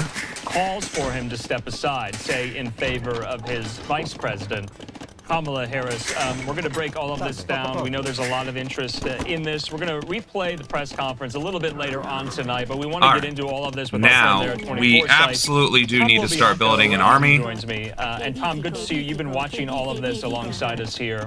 and that's going to require There's so much you gotta do. gold. I don't even know where to start. Maybe the headline is he's staying in the race. He's defiant, at times angry, that kind of cantankerous chip on his shoulder Biden that we've seen before, no doubt. Yeah. But Okay. he's staying Okay, the we course. get And a little from a nervous. journalist He to knows I'm journalist there. perspective Here, He's out he got a pointing little me. upset This sometimes isn't with the good. reporters, with the questions, getting Things short can be with getting a them. little spicy. It was Biden being Biden, right? And we can get into whether or not this will factor or matter into all of those questions about his viability a little bit later on, whether it moved the needle, whether it was make or break, or whether it was status quo. Tom, your first thoughts? Yeah, absolutely. He never went. It really looked like he was trying to prove something here, and he kind of did. I mean, he went for an hour in this news conference, you know, amidst all the reporting that it's past his bedtime, and he did it. And he's arguably sounded, you know, infinitely better than he did during the debate. You know, there were points where I was right about needing to build my army. He sounded more like the guy who ran in 2020 than the one who's been running this cycle. All right. He's talking about the child deaths by gun violence in particular. He also So the good news is being a little bit cute at times when he would whisper into the microphone. He was talking about the unions and made a point that you know it's unions, not labor, that help the country. And so, and also there too, you can see him playing to his base support as well. But there really were right, and we also want to this kind of gets back to, does this nudge very quickly get some ballistics on the field. Chains with sources and other reporters, and we're going back and forth throughout this. And the readout I've heard so far is that it really seems to just drag this on. It's not a grand slam, so it doesn't put the questions to rest, but it's not so bad that it makes it obvious he needs to step out. So that's kind of not like the news great. Conference itself, it keeps going. You know, some of these things that I was struck by that he said, he repeatedly said he wants to finish the job. There's so much at stake. Kind of rejecting the Biden of 2019 and 2020, who, and I covered that primary campaign, who did say that he was going to be a bridge figure to the future and younger players in the Democratic Party. He wholly rejected that today at this news conference. He also said, I don't know why you even tried doing that, but that's I okay. allay fears by letting them see me out there. And then he was asked about some of these would-be contenders who might replace him. And he said, Yep, Imperial Age. Governing. We were expecting this. We were, in fact, expecting The this. campaign hasn't even gotten started. It's one of the reasons why we were so nervous. He said that he doesn't care about his legacy, that legacy question. And from the last 2 weeks, all these reports that have surfaced, all the That was a pointless endeavor. have been laid bare about this. Oh, I wouldn't say it was pointless. Legacy is front in mind for a lot of Biden folks. It was For him to say that, necessary. I was completely struck by that as well here. But the two gaps, Tom, we got to talk about the two gaps. One before the press conference, the other during the press conference. He wasted zero time getting that trebuchet. As Putin, He Mr. built Putin himself welcoming a him in the wall. introduction at the very Nice. start of the press conference. I'm actually impressed by that. Vice President Harris is Vice President Trump. It looks like it's ballistics. Those were Well, moments, and maybe you can help us elucidate them, where if you're a Democrat watching, if you're a House Dem or a Senate Dem watching, and you hear something seriously, like that, he was able to.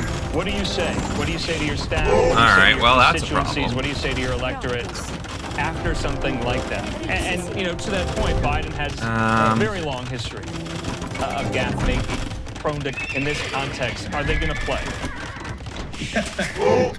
painfully honest, Biden up there. You know, also those asides where he says he can see First Lady looking at him and kind of ripping on his staff, saying they'd give him too much to do. The gaps are the thing that I wonder about with this. And we've really seen this in the last 2 weeks. I wonder how much of this, as they say, is baked in. Now the numbers have really moved a good bit in the battleground states and some of the state level polling. It's been really remarkable that the numbers have not moved an awful lot in the national polling. And it kind of gets to the media environment that we're in, where you look at the takes are almost instantaneous that you're going to have. I'm going to be watching for how the left handles this, what the MSNBC reaction is to this. Again, we still have to watch what the House and Senate Democratic leaders are doing. Can we go, please? Thank you. House Speaker Nancy Pelosi, of course, is a very good my colleague probably going to want to build another one. Was over at the stakeout outside the Senate Democrats meeting with Tom Bates beforehand. We still not have our full house. Not ready to go out there just yet. Not ready to join Peter Welch from Vermont. Are you serious right now? Oh my God. So we might need to see what the response is to this. I think it's pretty amusing that they picked this news conference for the day that everybody in Congress. So my Scorpions didn't attack like they were supposed to. That's wonderful. Yeah, I saw that on social media too. If you are scheduling a proof of life press conference for your presidential campaign, maybe you shouldn't be 30 minutes late to it. So just seeing some of the reaction, of course, beforehand in our pre-press conference coverage, I was noting, after the press conference, will anything change? Or will it stay the same? Will we see more Democrats call for him to leave the race? Or out of the 14 who have already done so, maybe their minds would be changed. Maybe they'll recant there as well. Very frustrating. The limitations at his age. He said he's got to pace himself a little more. He also said age only creates wisdom. We've heard that from him multiple times on the age question. So a lot of this is same old Biden.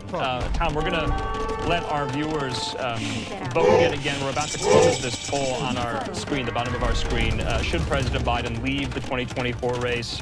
And they can scan that QR code. That's there, really frustrating. As well. For their answer, yes or no, we have a live picture there inside of the press room at the NATO summit as well here. So Tom, stay with us.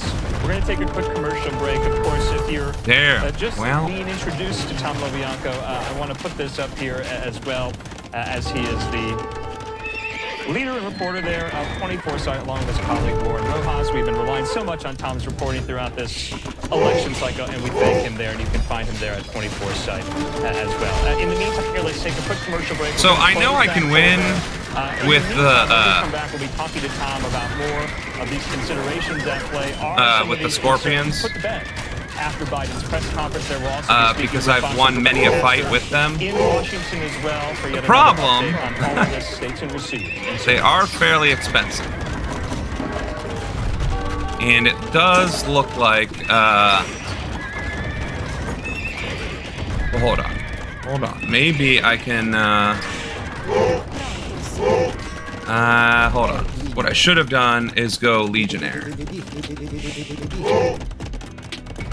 The one thing I need is wood right now.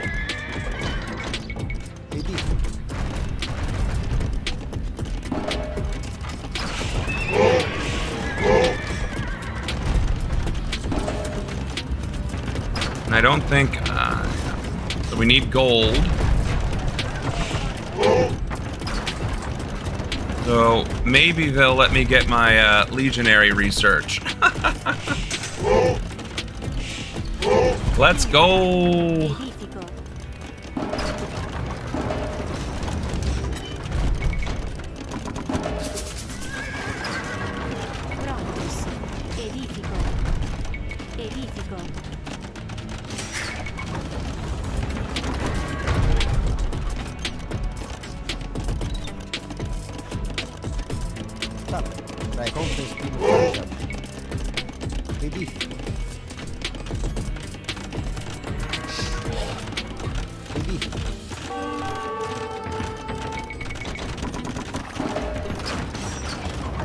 Oh, so he's building another,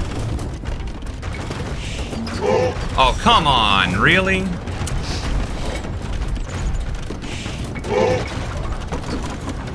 That's just annoying.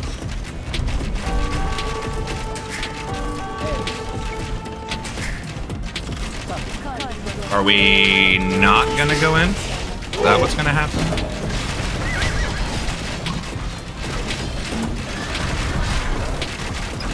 The old wonder, huh? As we continue here covering the after effects of President Biden's press conference there, I had been wondering whether or not the needle would stay the same or move in either direction, but we are learning that one more House Democrat is now calling on President Biden to step out of the race, and that is Jim Hines, the Democrat from Connecticut, who I believe is the ranking member on the House Intelligence Committee.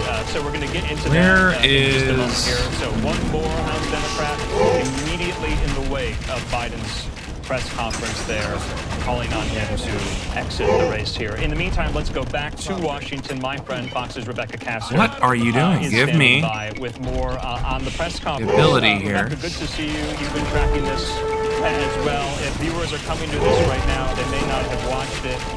What's the story? What's the lead? How did Biden do? So, Andrew, President Biden has only given about a dozen solo press conferences during his entire presidency. And tonight, closing out the NATO summit was a comfortable stage for President Biden as he consistently touts expanding NATO as one of the key accomplishments of his presidency. But of course, we could not. You're winning. The fact What's that your this press problem? Conference came at a very pivotal moment for his re-election campaign. The minute he opened up for questions from the press, right out of the gate, the first question he got was about his political future, and specifically if he had any concerns. What was that link? I guess we're finding out, or I'll find out. Of the ticket. Now, his so with response Biden was, quote, just absolutely tanking Vice President Trump to the be Kyle Vice Kulinski President show? If I think Sure. he is not qualified. Why not? So with Biden just absolutely tanking the Democratic Party, you're getting these amazing little nuggets of truth that drop from Democratic insiders. And I mean, they are honestly saying the quiet part out loud right now and letting the mask slip. So here we have, and credit to him, look, he's a corporate establishment conservative Democrat. His name's Adam Smith. But he's going to tell the truth here. He's going to tell the truth here. And honestly, the ones who have seemingly put more pressure on Biden and have more spoken publicly against him are the ones who are more conservative or establishment. The lefties sort of fell in line behind Biden. So this guy comes out, and he's responding to Biden saying, going after the elites. Remember Biden went on Morning Joe and started going after the elites? And, I mean, first of all, that's just hilarious because he says, you know, I don't care what the moneyed interests and the elites think, and they're annoying me now or whatever. The second he was done with that interview with Morning Joe, he picked up the phone and called millionaire donors. So, spare me. I'm anti-elite nonsense. So, Adam Smith saw this, and this really irked him as well. And then he comes out and tells the truth about the role the elites played in getting Biden to the presidency in the first place. Watch this. You got to make one other point. Yeah. So the president talked today about how now it's all the elites who are trying to force him out. Right. Let's remember what happened in 2020. Okay, the president did not run a great primary campaign.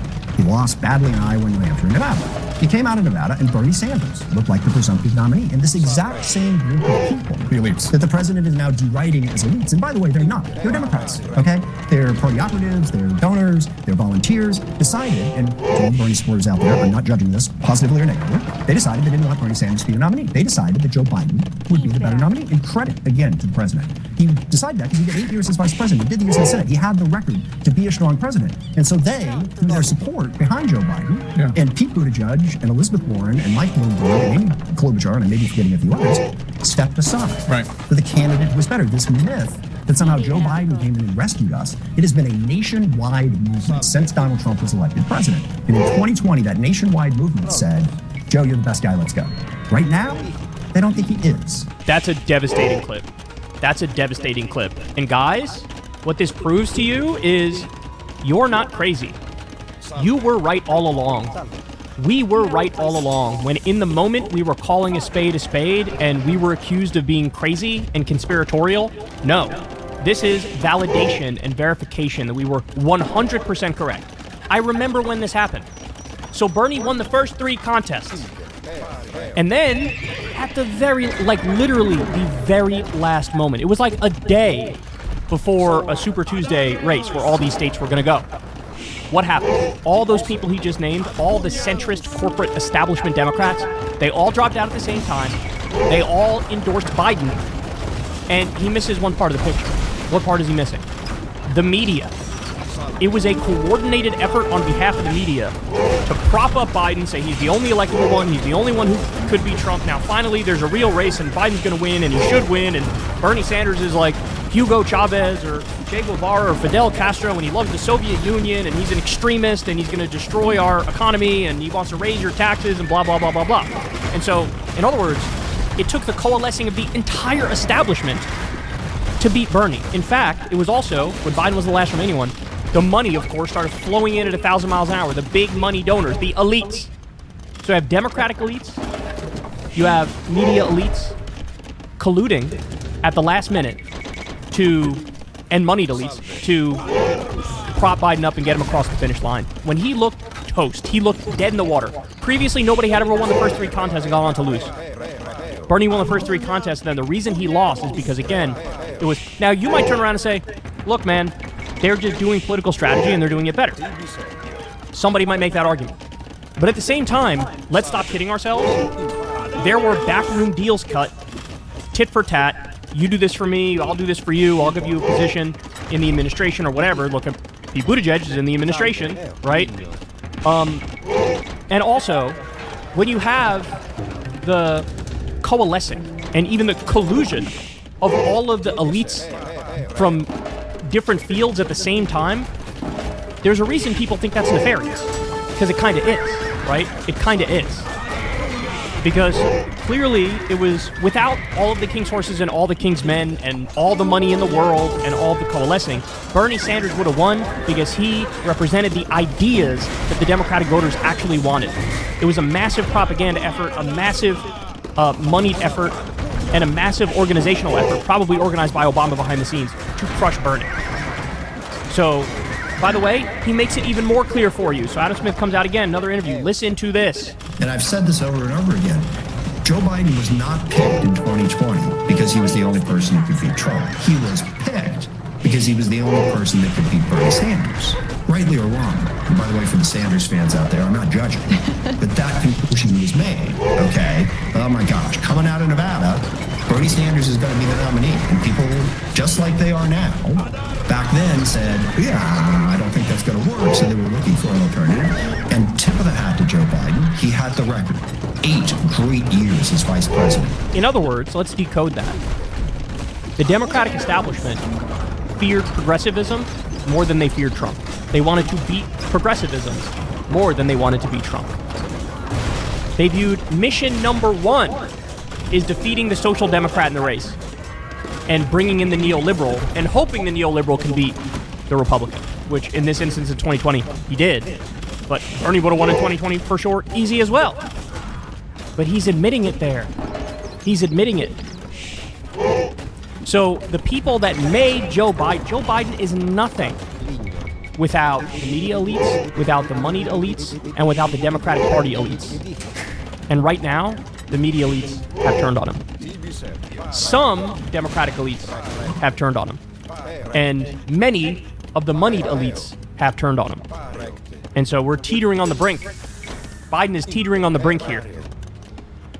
But, man, that's validation for what we told you all along, man. That is validation for what we told you all along. It was a nefarious backroom plot with wheeling and dealing. And it took all of them coming together to, at the last minute, desperately try to defeat Bernie and succeed. Now imagine a timeline where that didn't happen. Imagine a timeline where, let's say, 2 of the other Democratic presidential candidates said, no, I'm going to keep running. And Biden didn't get their endorsement. Just imagine that. Just imagine that. That alone would have been enough to tilt it for Bernie. That alone. Incredible. Incredible stuff. But to his final point, and we'll end on this, he's saying those same people wanted to defeat progressivism, but also they probably thought you were the best option to beat Trump. Now they definitely don't think that. And that has consequences. Hey y'all, do me a favor and like and subscribe. It helps out big time in the algorithm. Click the bell as well for notifications when videos drop. And watch that video on screen right now. You know you want to.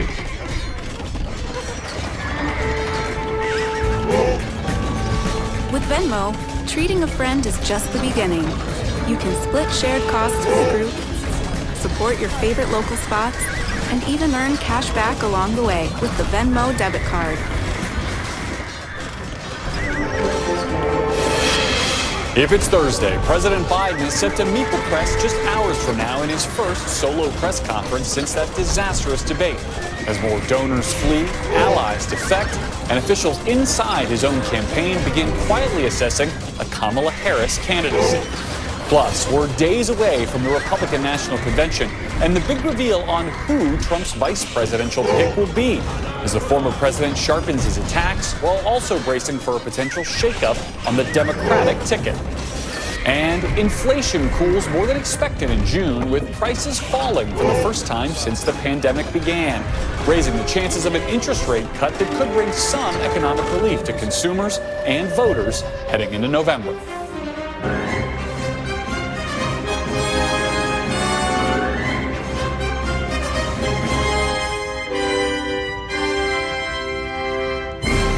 Welcome to Meet the Press Now. I'm Garrett Hake in Washington, where we're just a few hours away from a presidential news conference that could make or break President Biden's 2024 re-election campaign.